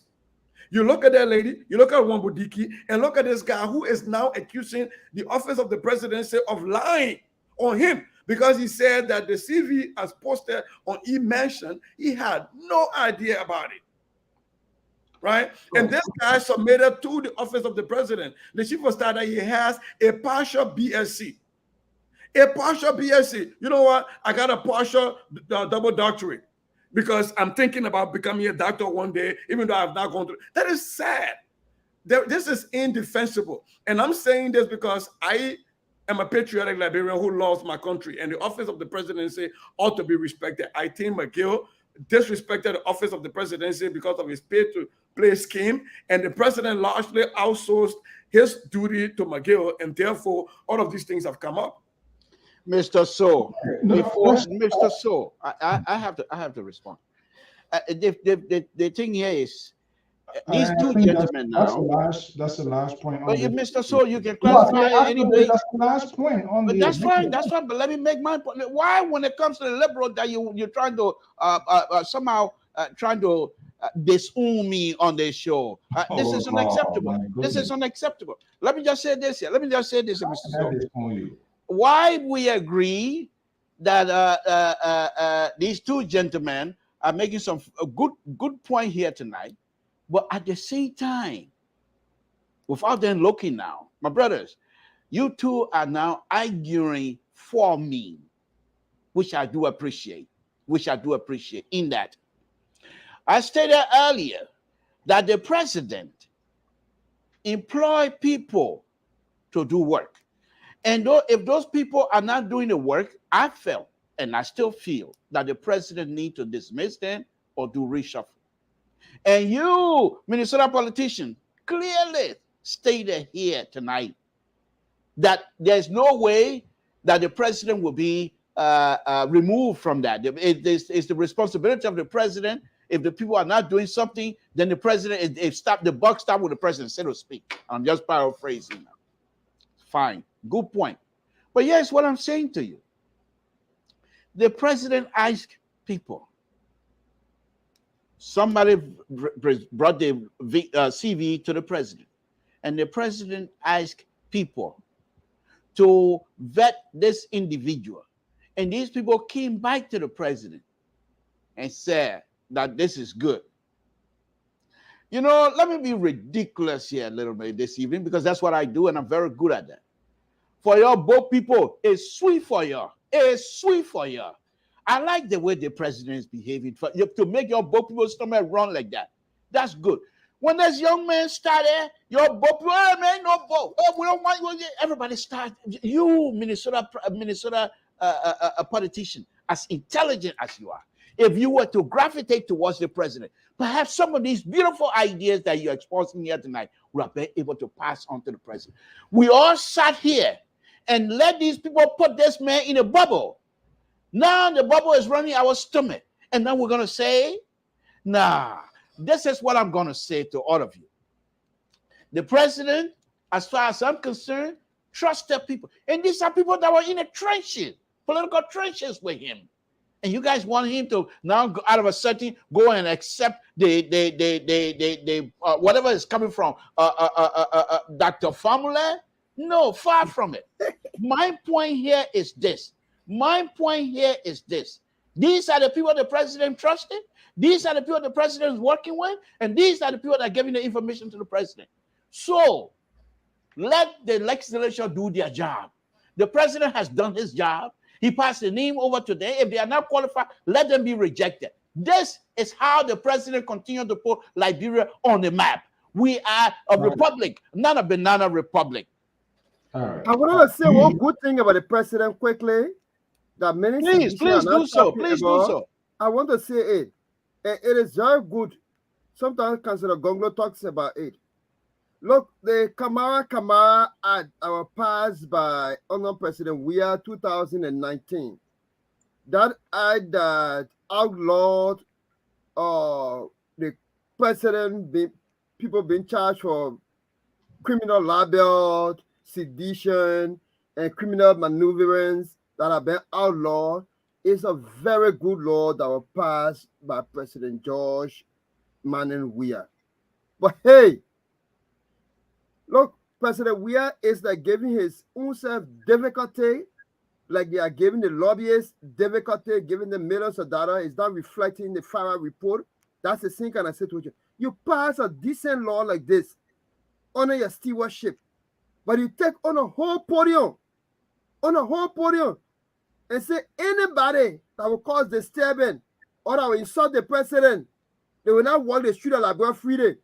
You sit and allow Solomon George to say if our police director, people will get messy, and you smile and clap and go to Gibraltar and say if you think you glang more than you, look, this president needs to fix the country or exit, period. And there where the pen is powerful than not having an idea about why the political green settler send the children into school. I think what is happening, unfortunately, the liberal is completely out of touch. And, he said you're going to be ridiculous. And indeed, he was ridiculous. I don't know why you come from with this other talking point here tonight. And you are frowned on this thing. I don't know how the system works right now, but like in the past, when the president, what I do know, because I work with the Ministry of State for Presidential Affairs, that guy, for so long, he had deceived the president. That's the thing that I just do not like, because it's not only he as his boss, it's our boss. He's the president of my country. I can have my policy differences and everything, and I want the best to come from the overall office. He is the immediate right-hand presence of the president. Usually in the past, how government works, maybe they have a different story now. Talk to people who work in government. Before a nomination is made by the president, the Minister of State and other close confidants review the photo, and that photo going to come to the president. And even before that individual goes for confirmation, based on the appointment, which committee house they're going to go to, they will go there and do their own groundwork working to make sure that nomination and everything is tightened. But from all indication, from what we are seeing, the guy who James, what his name said, the other guy who was Justice Minister. At the end of the day, the nomination was withdrawn. James Tier, Moses Tier, or to something. It's the same thing. You can't just say, for God's sake, if you are ahead of a thing, for look over document or look over thing to make sure of yourself. You can't just want to rely on people. I have a janitor as my special assistant, so everything about my belly is janitor. Whatever decision janitor that is made, that's the final. And for so long, we've been hearing it, and it has just come to pass. And you want to give that as what? Woman give that as a free pass? He is responsible. You saw this thing here. What is own argument? You just send people there for them to be rejected or be disgraced. Not just only him, it comes to the country. So before a nomination is made, he has to be. This is why the president put him there. But it seems to me, from all what we are seeing unfolding out now, he betrayed this guy, and there's no reason you came here the last time we should pity him. But you like want to pity. But gentlemen, let's switch gear with the last few minutes that we have here. But it was a good discussion here. So let's get to the ANC guy. I'm not sure whether hopefully, I think he insisted they're about to divide role here. More or less, they were collaborating in their thought. Okay, they are in a new collaboration. I'm waiting to receive that format document. It was signed. Was that yesterday, Jonathan? We're going to use you as a state witness or whatever to give us some information here. Right? Was that yesterday? Yeah, it was yesterday at the Liberty Party headquarters. Liberty Party headquarters, Samson Party headquarters, Samson Party, that his party there too. Yeah. So, coming now, our understanding he's being put on the top. But I'm kind of wondering, there are other people be talking here. I'm not sure whether they are two equal or is different and what makes it different. So Sisek will be the best person to put it in the context. Coleman been projecting himself as the new virgins in the political block in terms of going to change it. That he is on. We can't do the same thing over and over. Has some ability. There is a sanction on him, even though it's not coming from Uncle Sam, but there is a sanction, which in itself is a violation of certain FIFA. That's an international organization as well. And we do not know, even if he tries to get political, moving towards political office, we don't know whether that will also be a rewind to some extent. Now, Comey is hanging out with a guy who also faces sanction in a different form, in a different context. How can we count him as well as Mr. Perfect? He will have some ability. He's facing sanction. The case gone out, whether he's been vindicated, but it's still there. If he's vindicated, it has not been removed.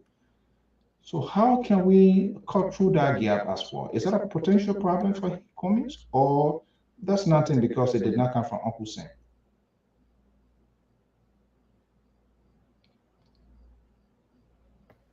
You're muted. I want Cesar to come. Okay. Oh, okay. I thought you were talking to Jonathan. The ANC. Look, full disclosure, I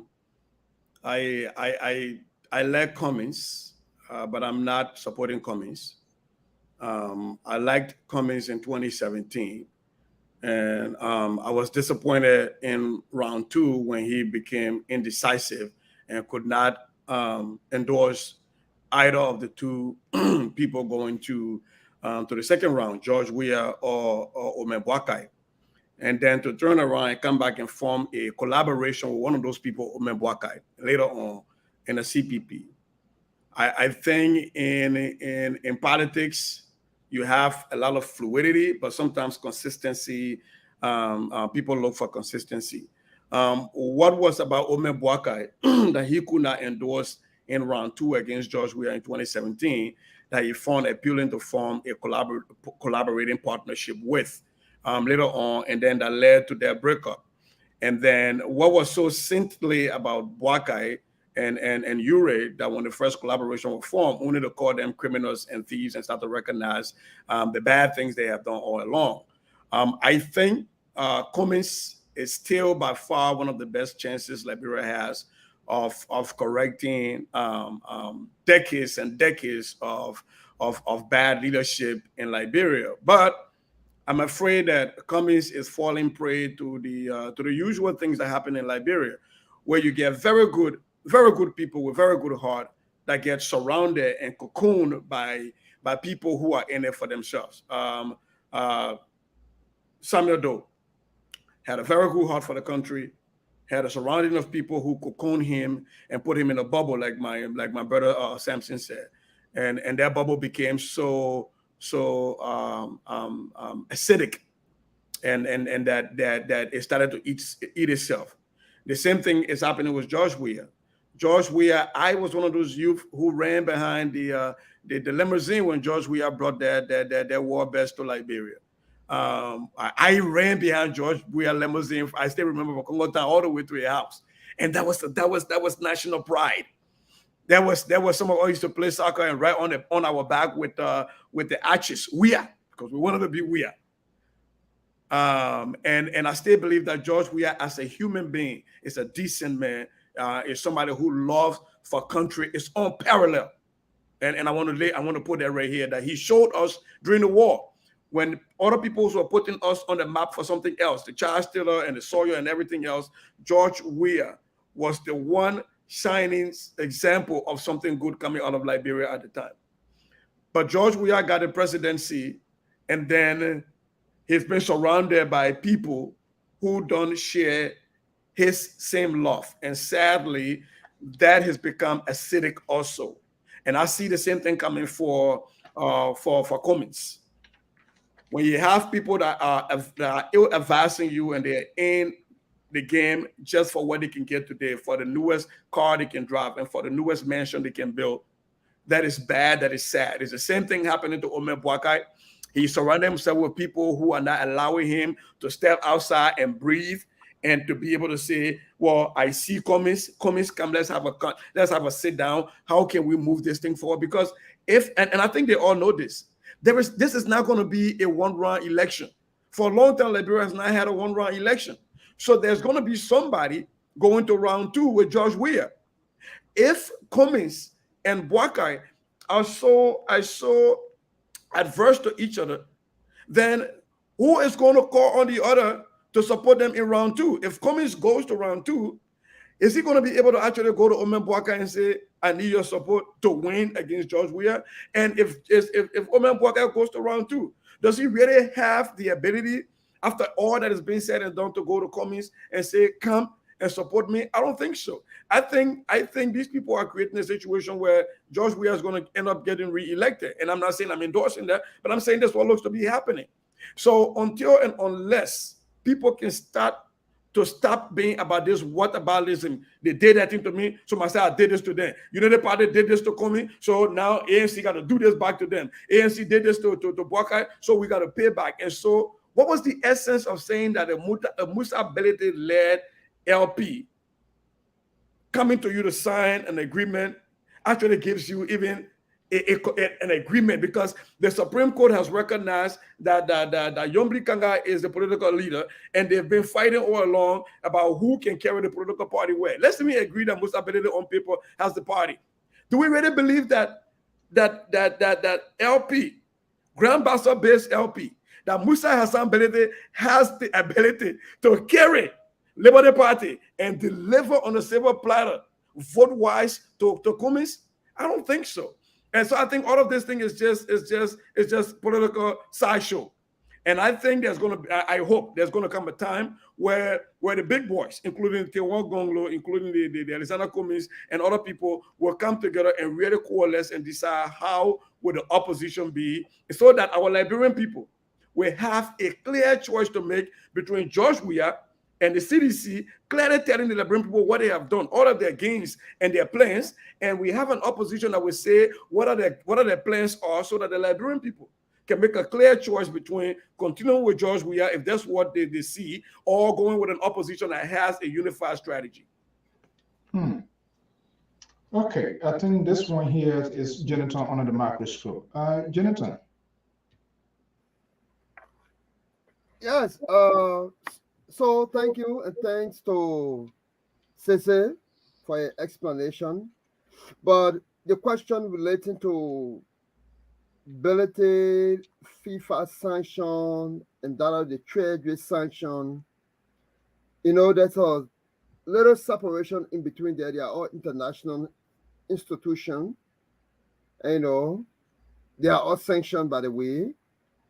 But if you look into the Treasury, the dignity of the Treasury, one can already lift their hair up and speak about the Treasury without taking anything without discounting, the magnitude of the description or sanction placed on ability. If you look at FIFA, to be quite honest with you, you can see the level of corruption in FIFA, president in, president out. We could talk about that. So there's one group that have sanctioned called Treasury, and their sanction stretch for the United States, stretch as far to the financial intelligence unit that always state, and it's good that we go and look at those documents because it's forced on the United Nations as well, as compared to the FIFA that is a room of arbitration that it is almost difficult to take your case to another court. But under this particular sanction, like we have heard, the Solicitor General already written her application and communication, to the sanction people, stating stating that he refutes it, and to the extent to which he has involved the Justice Ministry. So he has opened himself off to court proceeding. I hope that would have been a case of the Benedict situation, so that we can come to finality of the case. But let me just speak about the indecisiveness, that something that Cece spoke about very quickly. 2017, and there were a defeat. They thought that Mr. Cummings purchased the ANC when he came to Liberia. The decision to contest for the run-up as to whether ANC will support a particular party was not Mr. Cummings' decision. It was the executive committee decision. Mr. Cummings supported Ambassador Bouaka personally with his resources, and Mr. Bouaka is a testimony to that. Like me, Dolake, I supported Ambassador Bouaka second round personally, and we took a whole chunk of partisan to support Ambassador Bouaka for the second round. But the party reached a point to make a decision, and the bulk majority of the people felt that for the fight that Ambassador Bouaka said he squandered opportunity, and the rest, the narrative went on, they felt that they would vote otherwise to remain neutral. So it was party decision, and we have obligation to respect that party decision, but to take personal decision as well, which Mr. Cummings took.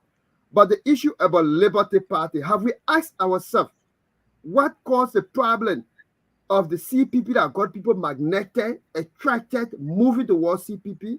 Have we also asked ourselves why others want the thing to be delayed in court?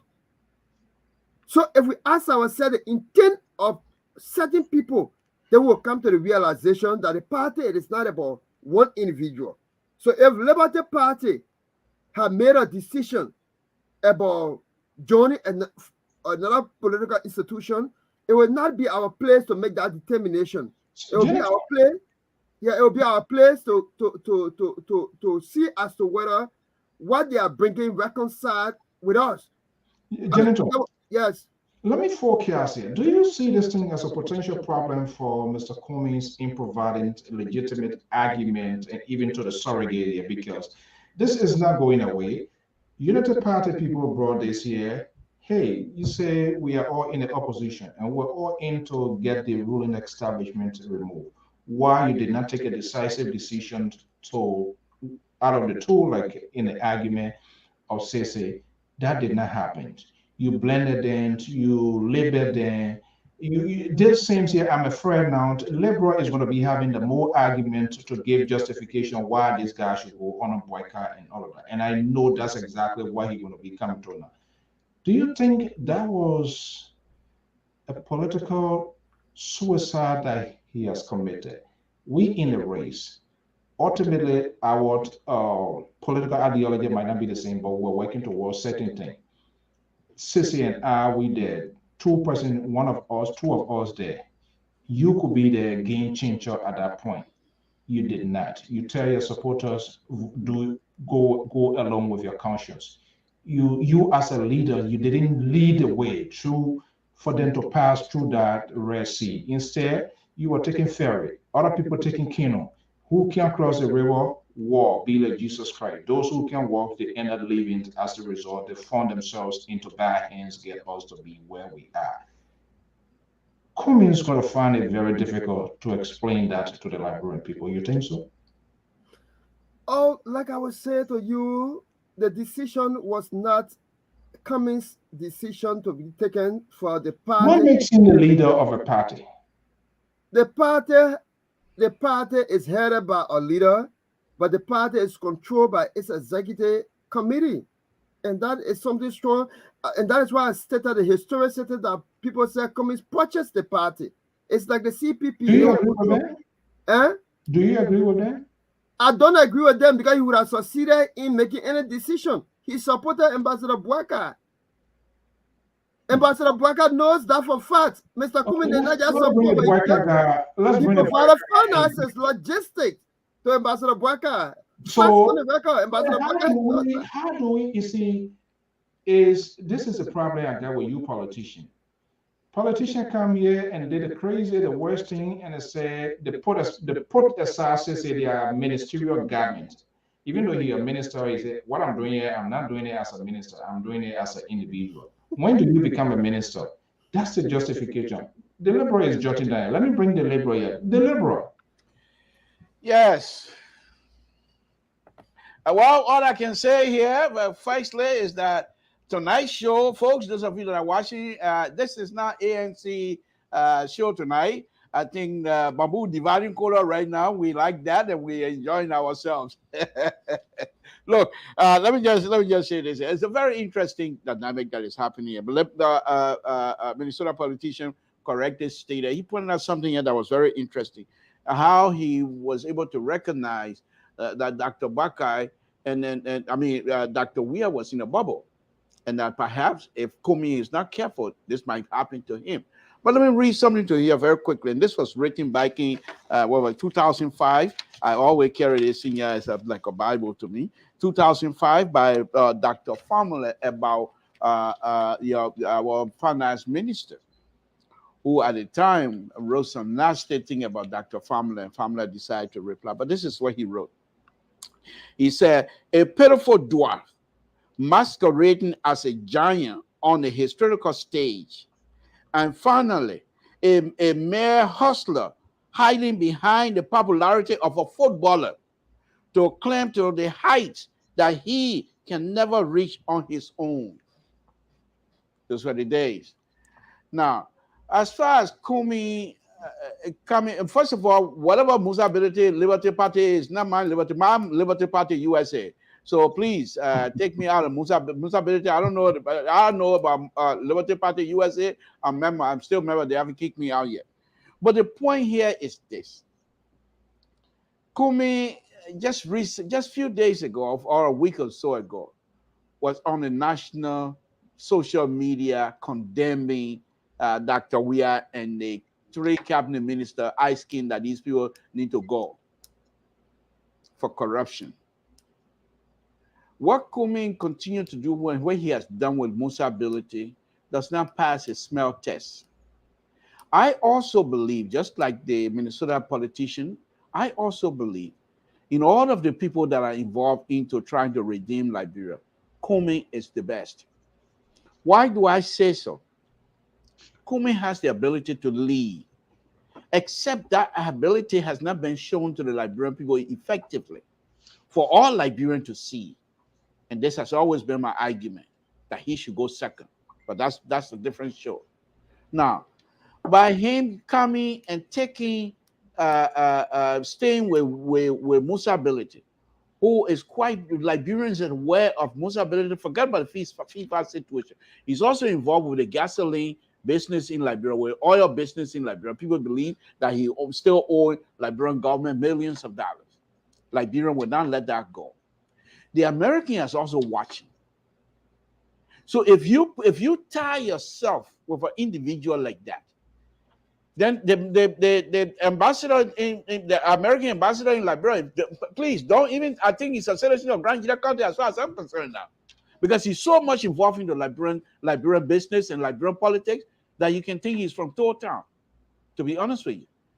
But they're seeing that people watch these things, and they're looking for somebody, a responsible person, that will say, you know what, politics or no politics, I will take my hair above everything else. Why would you want to associate yourself with Musa Ability? For what reason? He's not a bad man, far from it. But Musa Ability is coming into this thing with a lot of baggages, from the mere rumors in Liberia. And besides that, Mr. So, you saw me here. I did 2 days on this Musa Ability and FIFA stuff. So I've done some serious research on this. The Musa Ability issue, the trouble started when Musa Ability refused to back the current president of FIFA, so that he would select a Cameroonian to be the president of African Football Association. And Musa Ability refused that. In fact, Musa Ability also wanted to challenge the FIFA position. And the fact that there's a lady, she's, I believe, from Ethiopia. She and the Cameroonian guy, I mean, if you read about it, it's unbelievable. They all connived together to try to unseat, make sure Musa Ability doesn't have a chance. And Musa Ability, as a Liberian, didn't play their game and decided to go public. And for that reason, Mr. So, that has become an issue with Musa Ability. Okay? But having said all of that, for Cummings, men who we all consider to be clean, to now try to be together with Musa Ability, it's unbelievable. On the second hand, one other thing I want to point out quickly: Liberty Party, like the Minnesota politicians correctly stated. I'm so glad I'm a member of Liberty Party, but I'm so glad this going election, Liberty, Dr. Honorable Councilor Bronsky didn't win, because Grand Bassa County people, they were going to drive her out of Liberia. They were so much, they believed that Liberty Party belonged to them. And that Liberty Party, Grand Bassa Liberty Party people will come and Barrow people will come and vote for Musa Ability. I don't see it. I just don't see it. And Musa Ability, we all frown on Dr. Baka of not trying to unite people. Liberty Party been having issue. If you truly want to get the vote for Liberty Party, use your whatever influence you have with Musa Ability and make sure this thing is resolved. That the party, you take the party as united party, not a split party. If you're successful in doing that, then people can see that you're serious. Last day, Mr. So, what I want to say here is this: the Councilor Gonglo, Honorable Cummings, Dr. Bakai, and any other Liberian politician that is considering himself to be opposition, they need to have a roundtable conversation. If they can't do that, they better not waste our time. Let them come together in this time and decide exactly what they want to do, so that Liberians that pin their hopes on them will continue to be hopeful. If not, free the Liberian, let them go with Dr. Weah. Let them go behind Dr. Weah. Let him come back for another 6 years, and we'll continue to suffer like that. That's okay. But you cannot continue to put us in this kind of bind where we believe you, truly believe you, but at the same time, you continue to play these little games that we, Liberia, are no longer stupid, and we can see that you will not be successful. None of these people will be able to, single-handedly, none of them will be able to defeat Dr. Weah. What these people, including my own old man, what they're depending on is this. Hopefully, one of them will go second, and the hate for Dr. Weah from ANC or Unity Party will not allow that for them to vote in the second round for Dr. Weah. When you can't vote against, you must vote for something. And if you believe that people will vote against Dr. Weah and not voting for you, then you're mistaken. But I think that particular phrase there belonged to the Minnesota politician because he's much versed in this area than I am. Mr. So, I just think let me just make this point again. I just think tonight, while I held my own, but the three political PhD, have taken me into the class tonight. But that's okay. That's okay. We're learning. We're moving on. What they do know also is that I am not wavering. I'm liberal. I stay where I am in my own lane, and I'm hoping that they will join me and continue to preach liberalism all over. Thank you, Mr. Soul. You don't even sound like a real liberal. I don't know. Okay, let me take this call here and see as we try to one. Okay, caller, good evening. What's your name and where you calling from? Good evening, Mr. So. My name is Victor, and I'm calling you from Charlotte, North Carolina. It's been a while. Yeah, Victor. Good evening. Welcome. Thank you very much. I'd like to say good evening to the panelists, Mr. Toll, Mr. Janitor, and Mr. Sissy as well. The discussion is very fascinating, very educated. But I just want to chip in my one or two. Like I've always said that it is difficult to defend our politicians, especially when they are going in the wrong path. And that is what is happening with Jonathan when it comes to the issue of Mr. Cummings, who we all want to support for the presidency. And having a 30-minute press conference condemning three persons of government officials of the CDC-led government that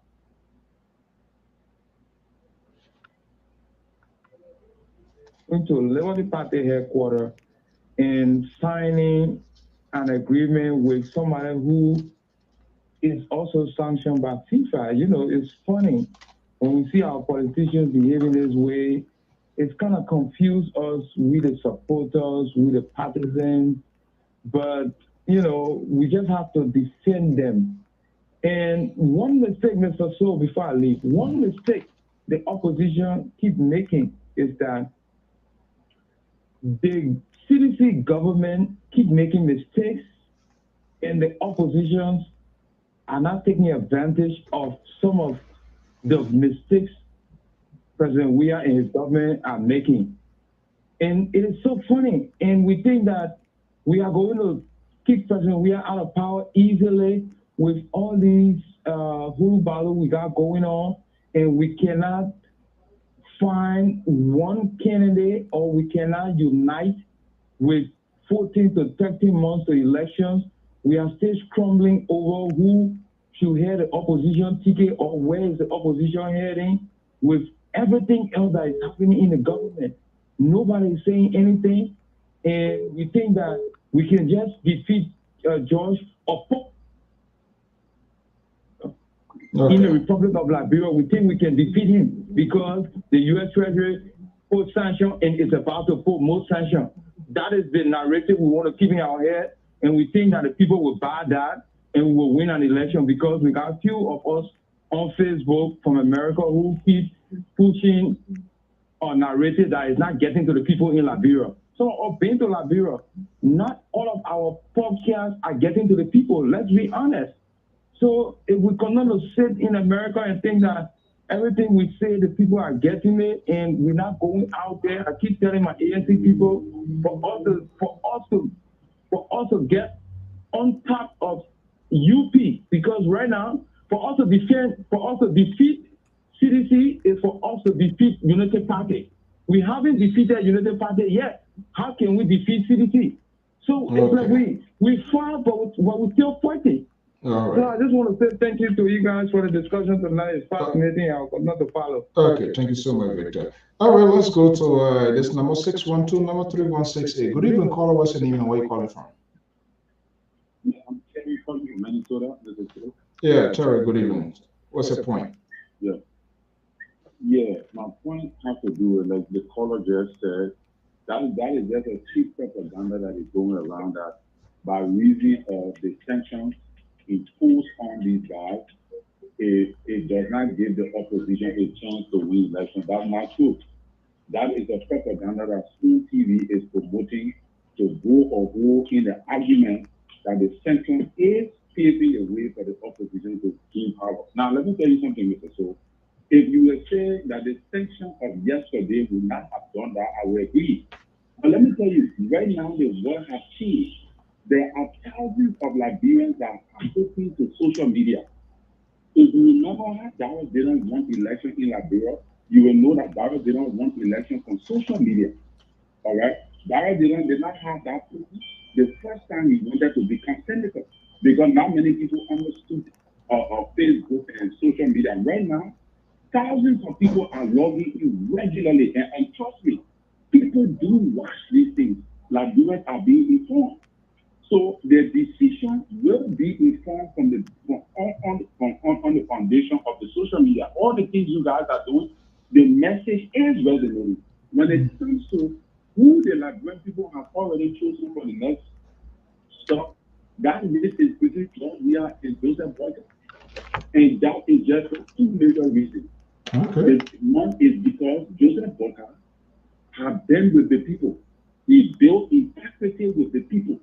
That is clear. Like I said the last time, Ellis Cummings do not have that time free. He has not built that integrity with the people. He built an integrity for himself in a corporate organization, which is a very good thing. But the people do not know who Alexander Cummings is.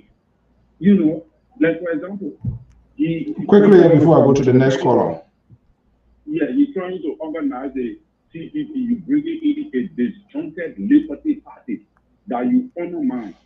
Does that prove that you have the integrity to foster the country in the next trajectory of reconciliation and all that?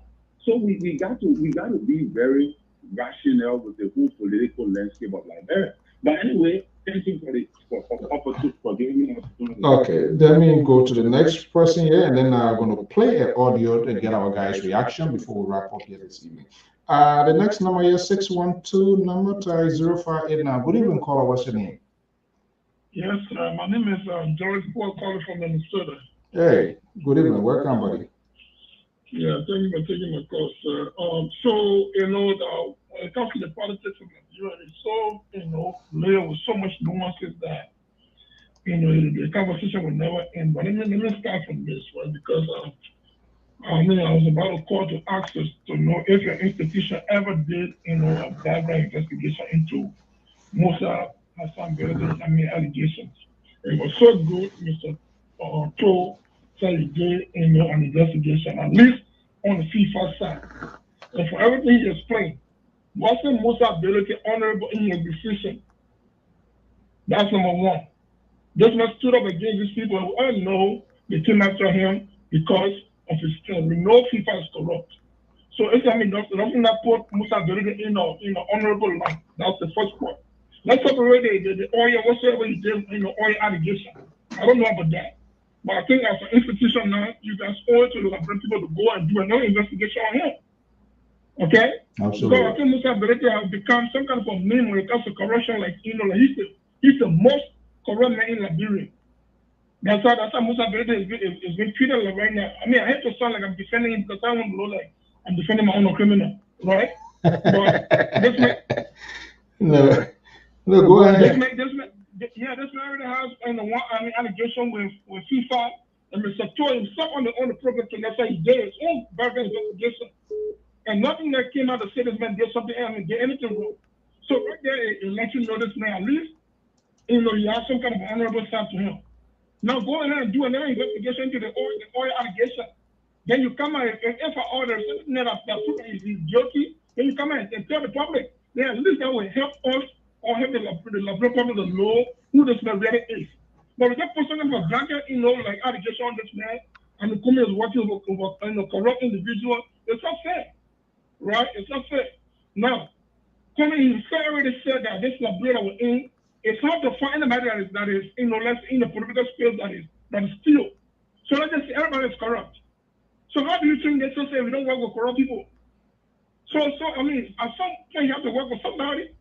So he's working with Musa Benedict right now. So I always say, Kumi still got the benefit of doubt until he gets to the presidency, and then we see his actions from then we start judging him. But until then, you can't keep doing. I mean, treating Kumi like maybe he's doing anything wrong because you have to work with somebody. Okay. Now, when it comes to the era of Liberty Party. Try to get the other guy on. Maki, how come your number came in? Okay, Dory, you can call back here quickly here. Okay, let's see. Okay, hello, are you there? Yeah, Mr. So. Okay, go ahead. That's another call. Yeah, Mr. So, again, thank you for this opportunity. Yeah. You see, as a nation, we're trying to be a nation of rule of law. That's how everyone else striving for rule of law, a nation of rule of law. The Liberal Party went to court. The court ruled in Musa Benedict's favor. The executive committee has the power to run this institution. And the ANC is working with this institution through its executive committee. Miss Kanga and Darius Dillon, they are being suspended from the party. That's the rule of law. Okay? So now why is the ANC and Mr. Kuma being questioned for working with the legal and recognized institution? The rule of law, again, we are looking for the rule of law. We're not talking about the politics side. Politics, if Ms. Kanga has control over Pastor Kanga, we're not doing election time. Okay. But for right now, the rule of law says Musa Beleke has the institution on his side. All right. Thank you so much. Okay? Yeah. All right. Okay, there will be a divided house. Sissy, do you guys want to respond? There's an audio I wanted to play here. You want to respond to this first, and then before we get that, before we wrap up? Yes, I certainly wanted to throw in maybe in 2 minutes time very quickly, if I may be permitted. Yeah, go ahead. Yes, very quickly. It is. We have to approach our politics with sincerity. When Cummings associate with the Liberty Party, as it is the party recognized by the National Elections Commission and the court system, it is wrong. When Madam Nyombli Kanga and DeLong, 4% or 5% associate with Ambassador Bwaka, is right. That's not the kind of Liberia that we want to run. When Madam Nyombli Kanga does not pay her due and she's notified, does not go to a party headquarters, even though you have dialectical opposite, but your party is a party. That's how you win sympathy. If you reject that, where can we start? What will be the starting point? So you cannot shift that responsibility of due payment and turn it to a party function as Cummings' responsibility. No, that it does not fit in. So I'm saying here, it is clear that Madam Nyombli Kanga have been pronounced as destiny by some of the actors to be vice president of Ambassador Bwaka. For that, it is okay. They also wanted, for the beginning of the CPP, or for the close of the CPP, people were aspiring that Alex Cummings would be the vice senator of Ambassador Bwaka, even though Ambassador Bwaka had not a pushing. But whenever these things go wrong, it's like even sunshine in Liberia comes with responsibility. All of the court cases, this is not an excuse for Mr. Musa. That's how we arrange judge, we have to take responsibility. Thank you. But it means that there's force in it when you see it happening. But all of the court cases, they are available on the docket and by the ruling. So when you have a responsibility of being responsible for debt, there are procedures to it by court process. And that's why Musa Benedict always saying the law is the law. So I don't know where on the docket that are not been executed for which we think they should be executed. I mean, I've been very frank. Okay. They're not protecting your own criminal. Because if I see something of that nature, I will say it. When I saw that our lawmakers were taking 30,000, one person fought against it in our chat room and opened it for on Facebook. Because the law does not provide that lawmakers execute projects. So Okay. if I see one, I will identify and I will speak to it. As it is, that's why I established on the premise, FIFA is very corrupt. So if another corrupt person is essentially another corrupt person, is now compared to a treasury department that comes with some level of integrity. That's all I'm saying. All right, that's what I'm saying. Seriously, Mr. So, justification, blame game. You guys are not treating us fairly. See, political TS running down on this whole thing. It seems to be like a bone in the throat of this whole thing here. That's you heard Jonathan. I if I were close to my brother Jonathan, I'll give him a beret to wear because he's the ANC version of a sedition right now. Oh my goodness. Because they're all trying to defend their own criminals, and that is just a fact. Look, you can support somebody and still hold them accountable. That is the Liberia we all want to get to.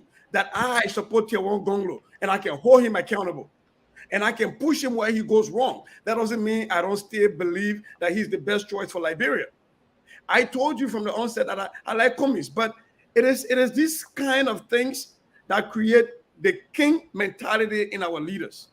When we try to explain away their faults, you're talking about FIFA having been corrupt, therefore they can now hold somebody else as being corrupt. If you say that, then let's go back to Ambassador McCarthy's speech about the Magnitsky Act. He said corruption exists in America.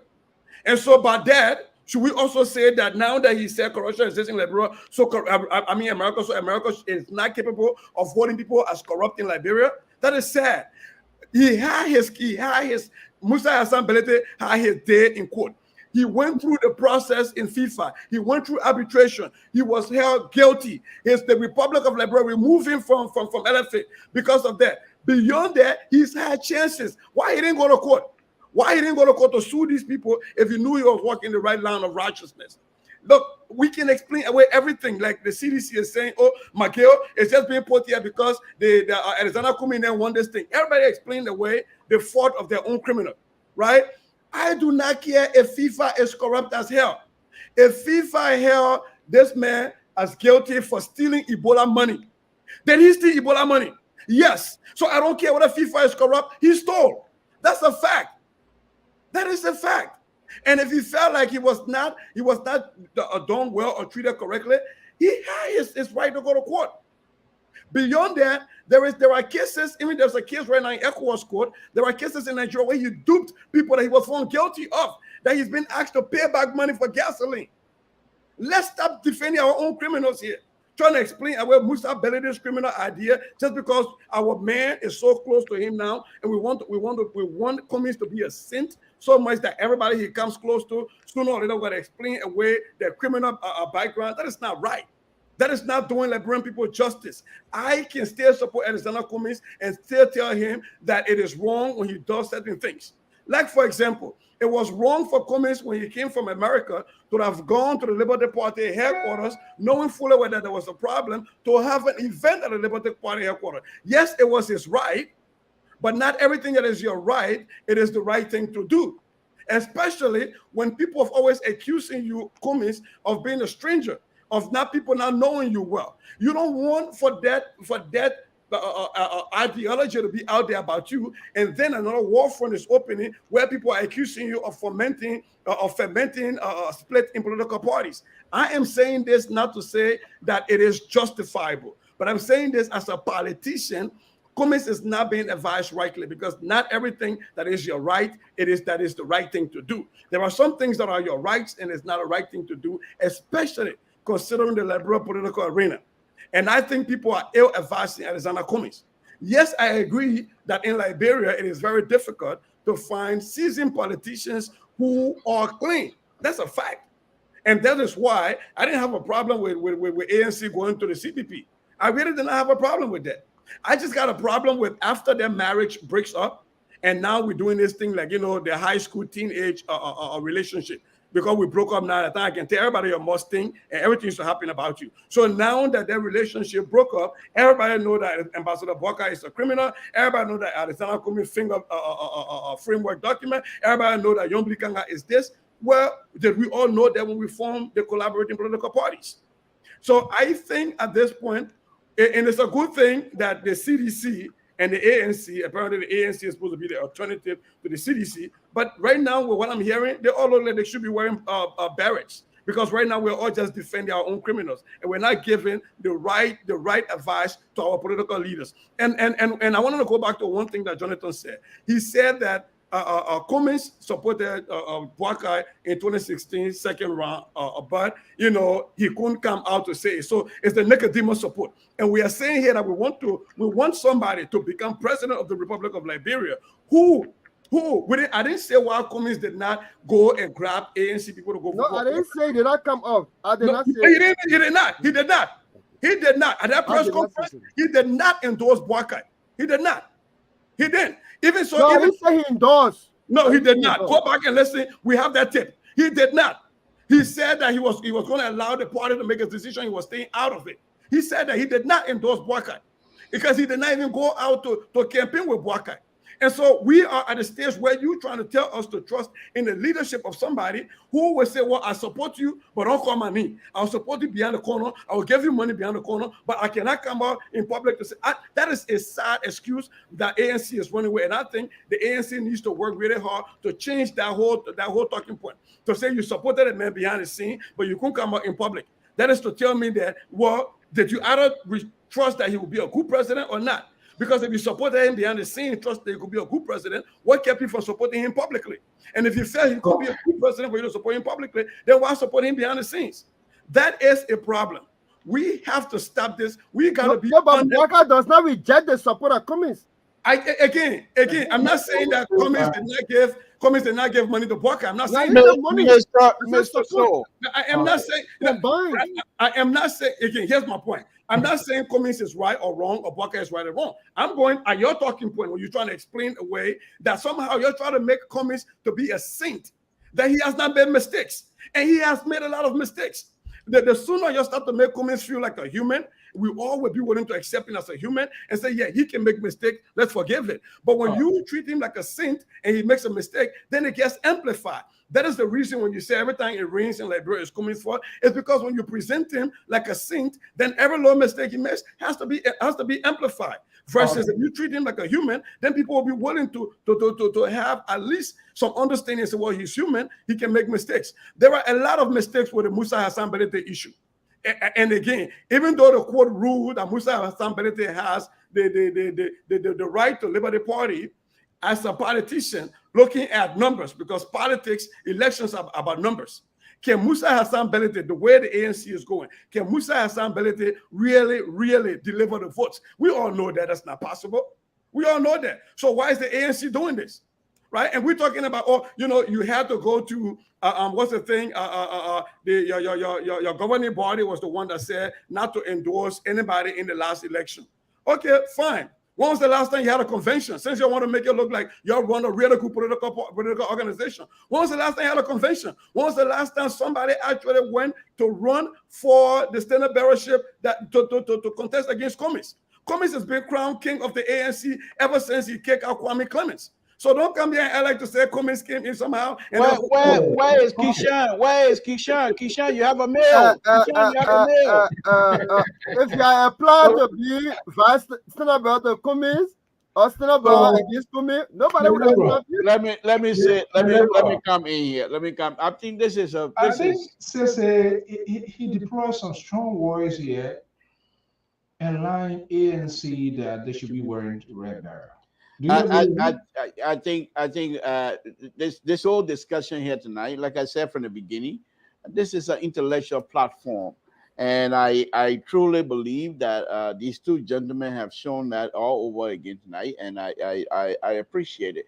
The point here is this: with respect to Cummins, Mr. So, Minnesota politician, and ANC. Legislature analyst, the only point that I have to say about Cummins here is this Musa ability thing here. Let me speak in a real total English. You gotta be careful. ANC, and you're not careful, the thing will hurt you big time. Hurt you big time. Not that Musa ability is a bad person, far from it. That's not what I'm saying.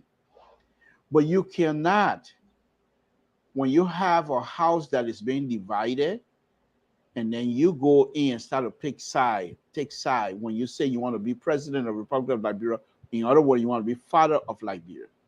The Liberty Party, majority of the partisan of Liberty Party, partisan of Liberty Party from Grand Bassa County.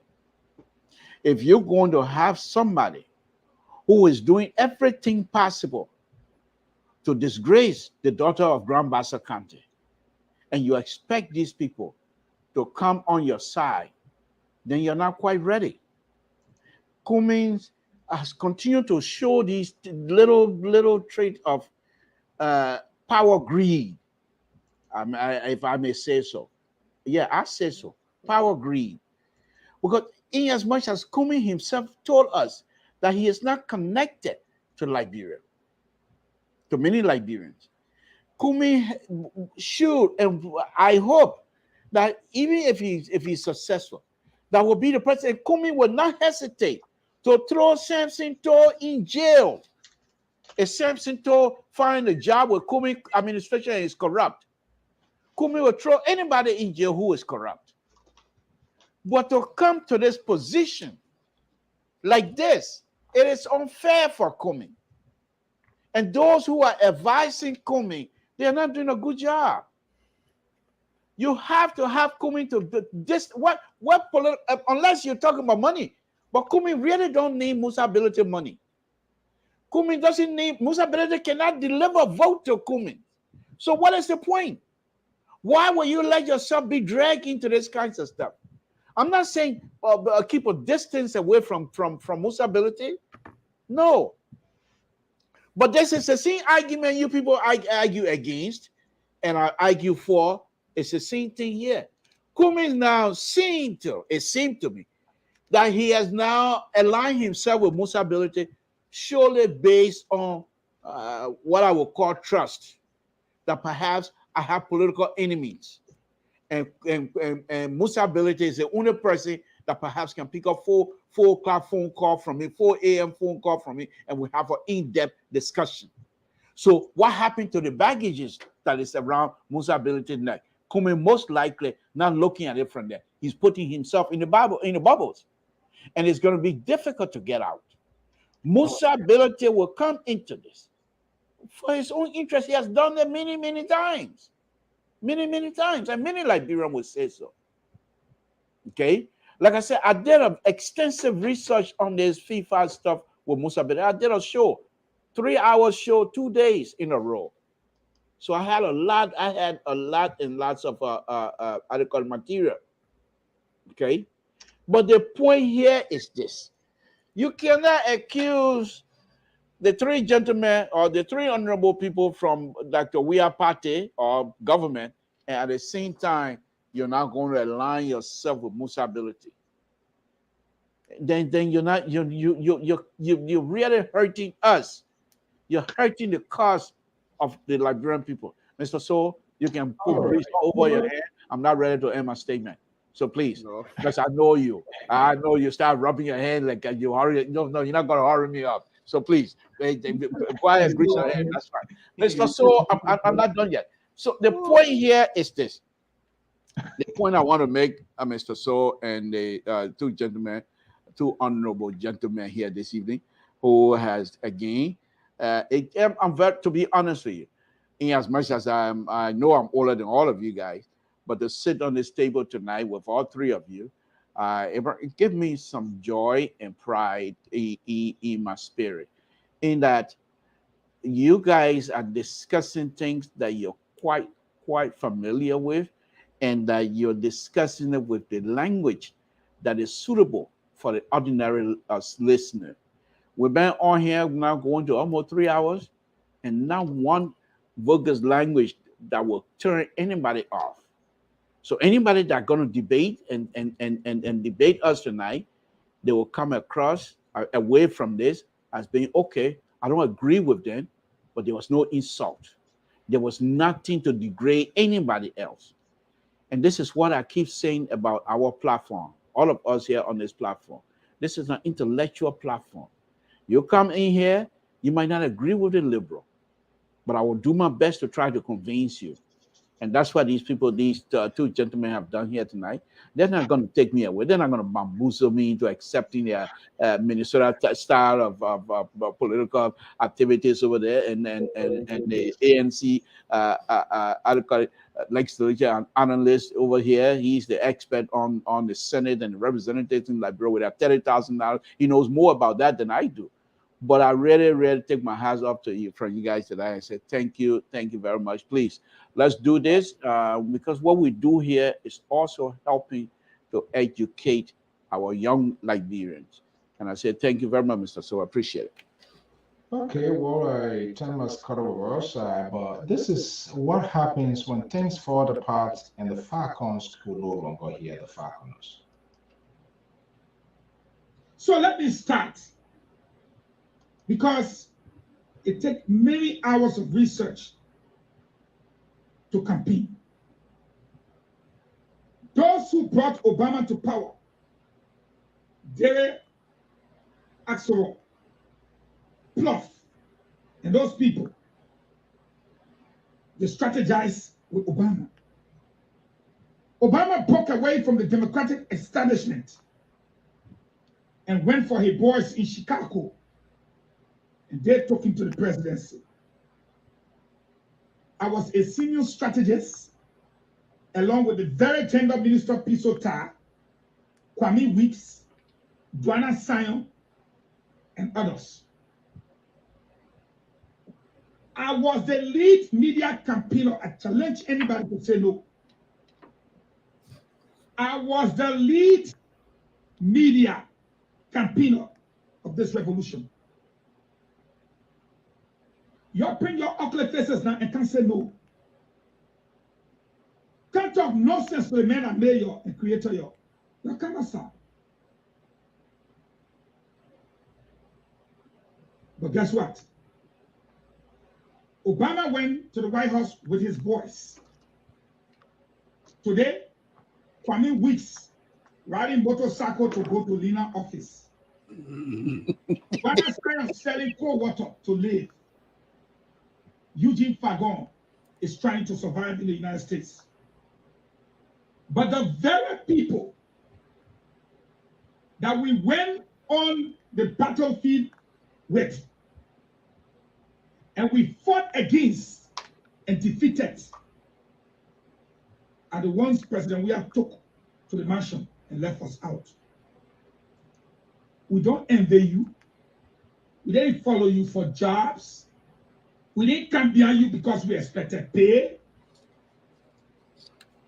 Where was our fighting for your presidency from, Mr. Weah? Was it not from my African shop in Martinsburg, West Virginia? How much money did you send to me to campaign for you and fight for you? How many times did you call me? Did you even call me to say, dog, thank you, you're fighting for me? Which political program was #1 in the country? Was it not Liberian Talk? And who was the host and co-host? Was it not Eugene Fagon and Robert Haynes?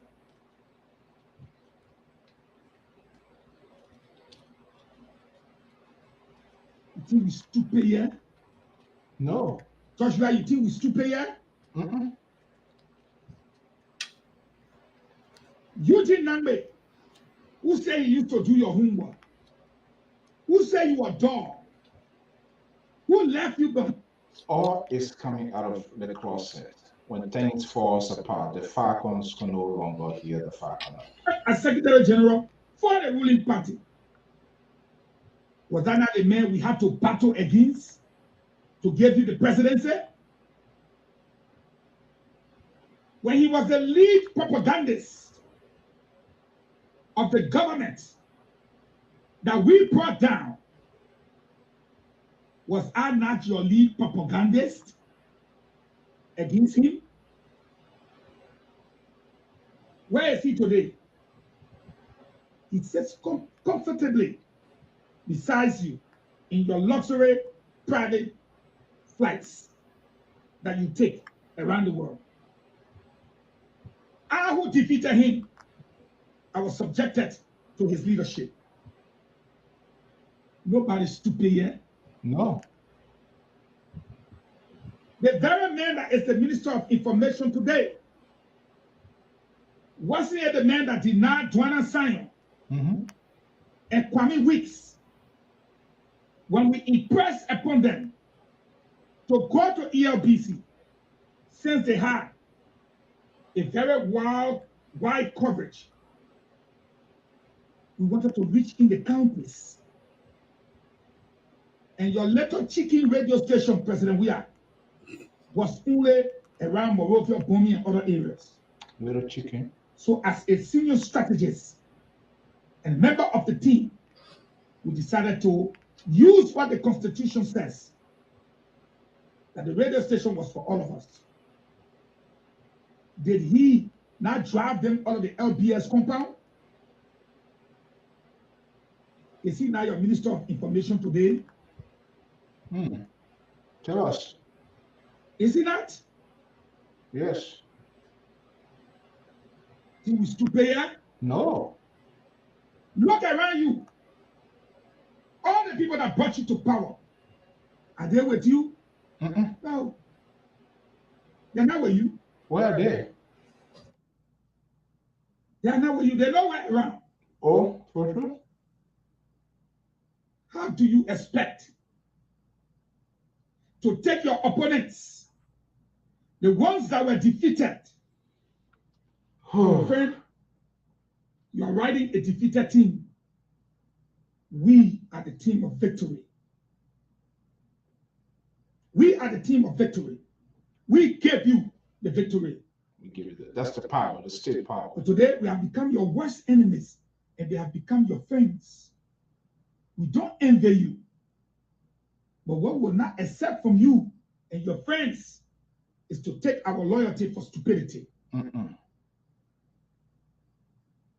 We'll not accept it. Why? So every time your people come in our inbox to aggravate us, when you come in, you need to come down. We need you to come campaign. No, you gotta pay me. For who? For who? You gotta pay me. And against who? What am I campaigning against? And for who? You tell me. Who am I campaigning against? I don't know. I campaign against all of them. And we want them. But they are the ones running the government today. So why should I campaign against them? It is your choice. It's the choice that you made. We told you we want a change. That's what we told you.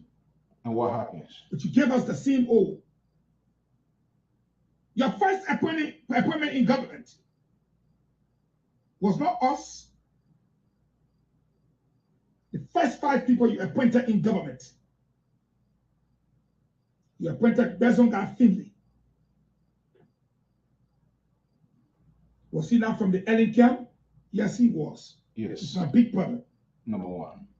Whether he came with good intention or not, I don't know. You put him in charge of your foreign policy.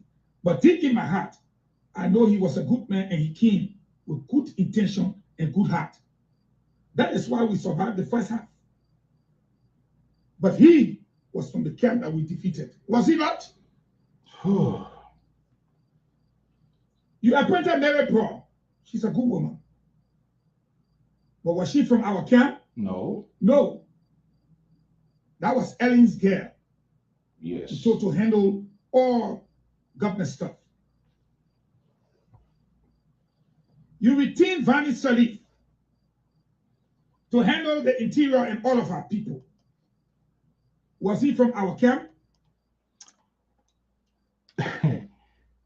Gentlemen, this is sad.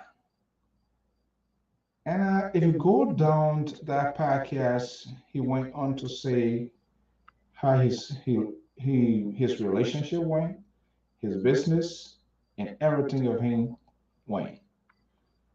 That's what happens when the things fall apart. That famous Nigerian poet novel. And thanks for support the Falcons who no longer hear the Falcons. And I think more will come. And the way he said, if you need me, you got to pay me.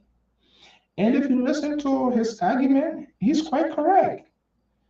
He did all of the dirty work for CDC, for which basically he was rewarded as a deputy minister of for public affairs. His propaganda, the Concord, America, native, this, that, conspiracy, and a lot of things.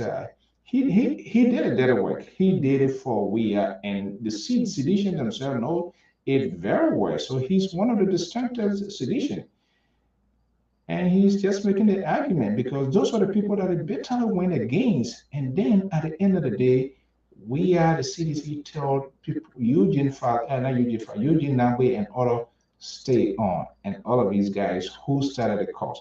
But that's perfectly, that's what Mama Gaddafi said. Not all those begins the revolution sees the ends of the revolutions. So, and that's it. So they care eating your own babies as well. Gentlemen, I once 1 minute here. What you take away with when you hearing Eugene Falcon in this year, and you as an educator, you look beyond words and all of that, putting aside politics. What's your takeaway here? Even though that's not all of the tip, but the little excerpts that I was played. Sissy. Yeah. I listened to the entire tip actually. Somebody sent it to my inbox, and I listened to it. It gives me a range of emotions from being sad and empathetic and to pissed off and just the whole range because in a very serious country, these things will not be happening. Who elevates is a Casaprico to this point, because that's how you call this a great Casaprico, right? Yeah, Casaprico.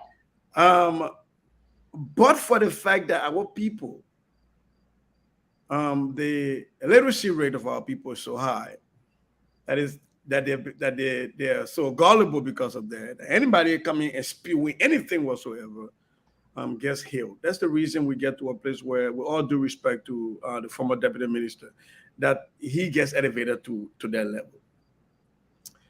I think that there is a need for therapy. I think the entire nation needs therapy. But I think I listened to my brother with an ear of an educator, and he has there's some real issues going on there. He's not happy. But one thing I would love for him, if you were to listen to me and to note, is that you live by the sword, you die by the sword. That vitriolic ideology that was espoused by him and the CDC when they were running for office, this Congo versus country divide that they punched, they hammered every day. You really think that a serious government would take you seriously after that? There are some people who just do dirty work. And after you do the dirty work, people don't trust you no more. And I think sadly that's what happened to Eugene Falcon. And the other part about that got me a little bit pissed in this whole range of emotion is when he talks about the sports of wars, like as if because they won an election that even if people aren't qualified, they should be given positions. And when you see other people out there who are qualified, who did not espouse the same vitriolic ideology, that they should not be given a chance to serve their country. That was the sad part for me. I can understand him saying that, people should not make mockery of him after the president fired him while he was sick. And he's been holding his peace. And to his credit, he's been holding his peace. I can understand that people are still trying to poke him. I get that. But I think when he goes on and on about calling people's name and saying, this on a little girl here riding a $47,000 car, and tell you, in the part of the TV said, tell you, pee patcher in there, to not come at me and all the other pieces. Yeah. I think that cheapened the point he was trying to make. But I understand from whence he comes. I definitely understand when people use you and they trash you like they did with him, I definitely understand that. But I think the longer he went, it took away from the point he was trying to make, because he started to now make an argument for a certain people who are supposed to be ruling Liberia, and so a lot of people, other people came in as if those people weren't Liberians enough to be a part of the government. I think that took away from the point he was trying to make. It looks like he's gonna go Gotham mode, and Oh yeah. what we're seeing now, the glove is coming out. I But, think get to know more than what happened within the inner world that we didn't know about. Mr. So one big thing though, if you follow his podcast, because when I listen to this, I like to put things in context. So I went to his page, then I listened to a few podcasts before this one, where he was talking about Samuel, where he's talking about the sanction of McGill being the inner workings of the CDC. And that is where that started from before, this podcast. And people are looking at this as his only friend he had in the CDC was McGill. And now McGill has been sanctioned, it's been removed from the corridors of power. And so now he's kind of feeling that pinch too now. Right. So initially that buffer that was there as McGill holding him and said, my man, just keep on, just hold on. That buffer has been damaged. Exactly. I think he was just holding up there. Hopefully, maybe there will be a recall when the campaign really gets to the zenith. But as we see it now, I think it's all over. The liberal. Yeah, I was always on our network here prior to his appointment. right. I'm not sure whether you listened to that, but Yes, I did. Yes, I did. I was listening to it. Personal injections, personal things in his own life, how he became victim of stuff because of he was the liberation cause, and to see where he is. And you're hearing from that, I think he's going to go off big time. Right. I think I feel bad for Falcon, to be honest with you, and I think he just proved my point that I made earlier before you start playing the tape. How this platform for me is an intellectual platform. He was only on for like less than 2 minutes, and he started calling people ugly faces.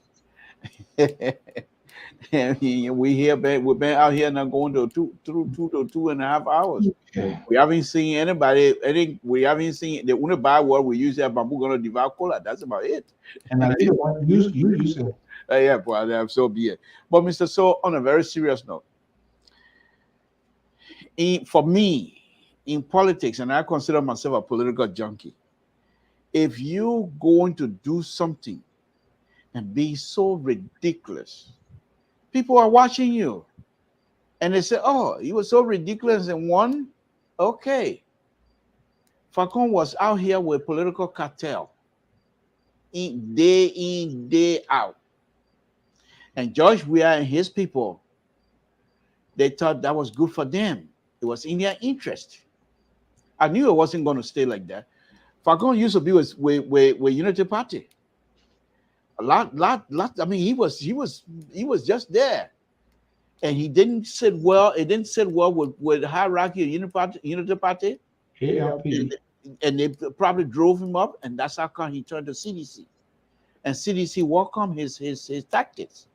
Now, Falcon, for me, he's a young man who just don't hold anything back, and he doesn't know how to finesse situation or any kind of conversation. He's been holding back, and that thing been eating him up a lot, because the way he was removed, that was not something that he was willing to accept very easily. As Minnesota politician correctly stated, the man who was in between is now in deep trouble himself. So Falcon now see that as a way of being relieved.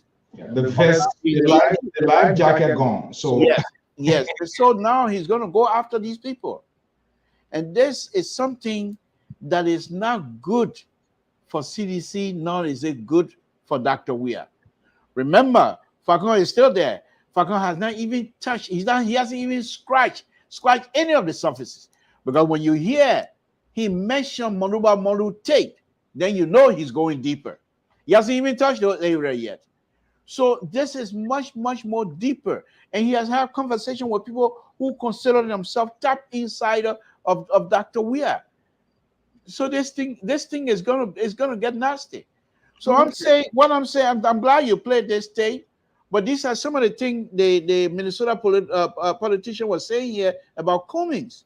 We cannot sing praises to Cummings. If Cummings says, if he does something that is not right, let's say so now, so Cummings will get used to us criticizing respectfully, not criticizing as other people would do, but letting him start getting used to us criticizing and pointing our point while we criticize. We will do it with respect and responsibilities. Let Cummings start getting used to that. Okay, Jonathan, your last word. We've been here for a little while now, and at the end of the day, the liberal end up bringing this at you. It is on purpose to pull boom in your throat. So yeah, it's so because the airwave, everything can get black, thinking that you will not come back on it. I know him very well. He's good at that. Your last point. Yeah, firstly, I would like to say to the Fargon situation, I liken his statement, his outburst to that of Ober, who said that he did specific thing, lied on Cummings' name because he thought if what he did would have been, if he had done it for Cummings, he would have been rewarded, unlike he was not rewarded by George Weah. So going into politics, we have to understand that it is about our country and we should be able to be sincere. But very quickly, just to close up, because I think we are closing up now. And so I would not like to talk much about Fargon's situation because I think it's in a context clue. But quickly, we have to be sincere. The CPP that we talk about, it is the creation of Dollar Care, not Ellis Kumina Bwaka, from day one. And we saw the idea that Mr. Cummings embodied. And he remained within the CPP despite all the odds, and the rest of the people decided to incriminate him, and they ran out of the process, and the court did not even allow them. And today is in the Minsky report that the government tried to arm twist in order to hold Mr. Cummings, a political leader, victim without evidence in the report. That's what the report said. Yes, it is in the report that Sereno Sifas was using the court to prosecute political leaders without evidence. So that's one of the cases that you're using to prosecute political leaders. And so if that are happy, and Ambassador Bwaka, and Madam Nyombli, and Mr. Yue, nobody see any condemnation about them. Though they left, they died the hope of the Liberian people that they were getting together. But it is only Ellis Cummings who are associated with Belete, and they still remain at the Liberty Party headquarters that was rented by all of them, including Nyombli, that they did not pay due for. And today, we still holding Belete responsible. I did not say USA is not corrupt, but I'm saying to the fact that the Treasury Department of the United States of America has not proven yourself corrupt. And because the Treasury has not proven yourself corrupt, the Treasury is far younger an integrated institution than the FIFA. That does not mean that if Belete had done something, he can answer for it. But I think Belete himself would be glad if there was a court of competent jurisdiction that he can be heard in and he can face the accuser. But more than that, when it comes to UA, associated of Bwaka is excellent. Those United Nations Army Bako, different allegations are being on him by integrated institution. It is okay. That is okay. But when it is with Cummings, then it is bad. It's bad. We need to propel our country in a motion. I sent you one blue beret to you right in the middle. Oh my goodness. And I admire the show tonight. I admire the show. We should always question our leaders. Mr. Belete can come on as much question. Whatever case to him to see and hear from him directly the end points of this year and whether his involvement is going to endanger Alexander Cummings' political career. Because you're not going to hear anything now until when you are in the middle of this deep sea where you can't go back, you can't come behind, but you have to go on. But then you out of gasoline or whatever resources to make you to go further. Well, gentlemen, but you come here, we'll bring you here. Yeah. So okay, you can wait there. You are. I think. Yeah, that's what we need to do. Another people can there for the country. You can bring them on. Two things. District is our district number 7 or 8. 7. Yeah, district number 7. District number 7. Okay. We are not running judgment yet. Hopefully, we'll try to reach out to see whether they can come here. Gentlemen, I want to thank you so much for your expertise with our man Cecil Goya from Minnesota, man Jennington Dolake from the Liberal State, California. There was something to well, I'm not sure why they are not getting along, but they have something in common. Should I call that thing? You told me today, Jennington, should I call it?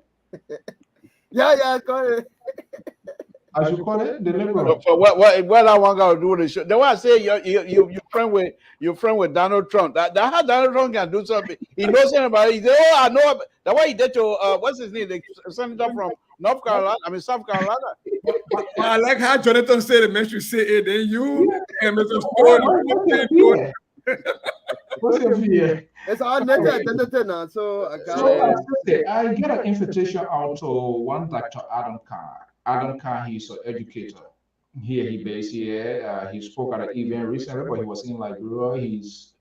I get his speech and his own observations of the school system. And I told you we have for educator here, this is something he wants to install. So he's going to be here on the 12th September because of time frame. And this weekend we're going to have a long time. So I'm just giving you guys heads up.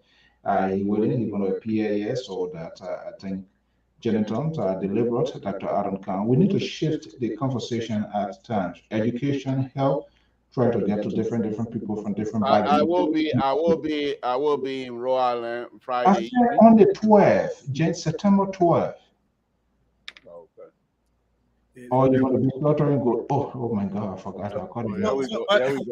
That is a good idea, though, Mr. So, because when we talk politics, all of these politicians are listening to us sometimes to help them with their platforms, to help them, not that they don't have a platform, but help them at least criticize their platform. So when you have an educator on, I'm hoping a smart man like Cummings and the ANC and Gonglo and Bwaka and even the CDC will listen and say, oh, yeah, we heard this. Let's infuse that into our platform and the health and other stuff. So I think we'll be doing a lot of service to the Republic if we can not always focus on the hardcore politics, but bring it. I talked to a lot of people, and there are some other people that are willing to have that sort of engagement. We're going to kind of like as long he's willing to be grilled by the liberal, he can come anytime.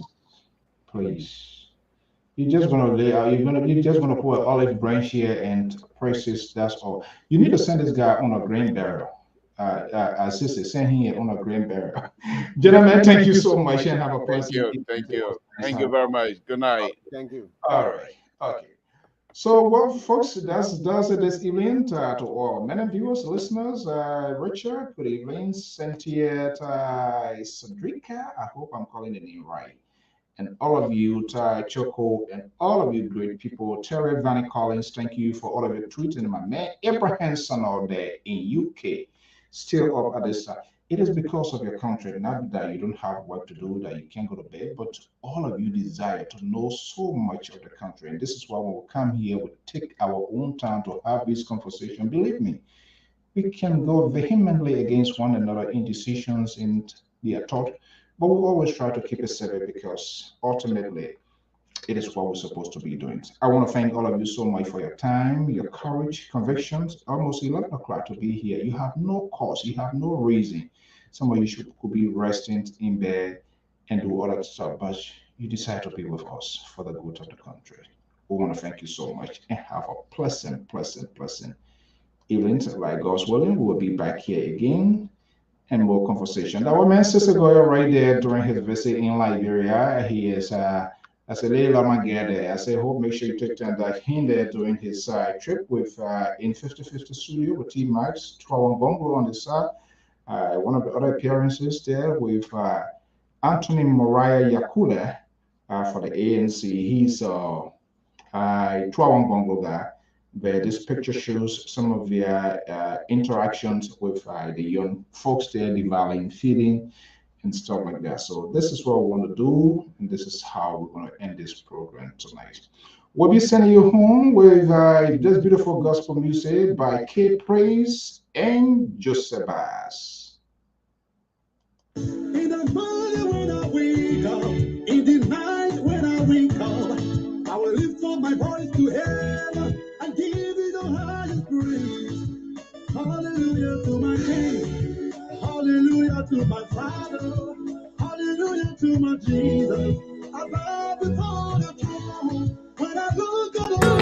just for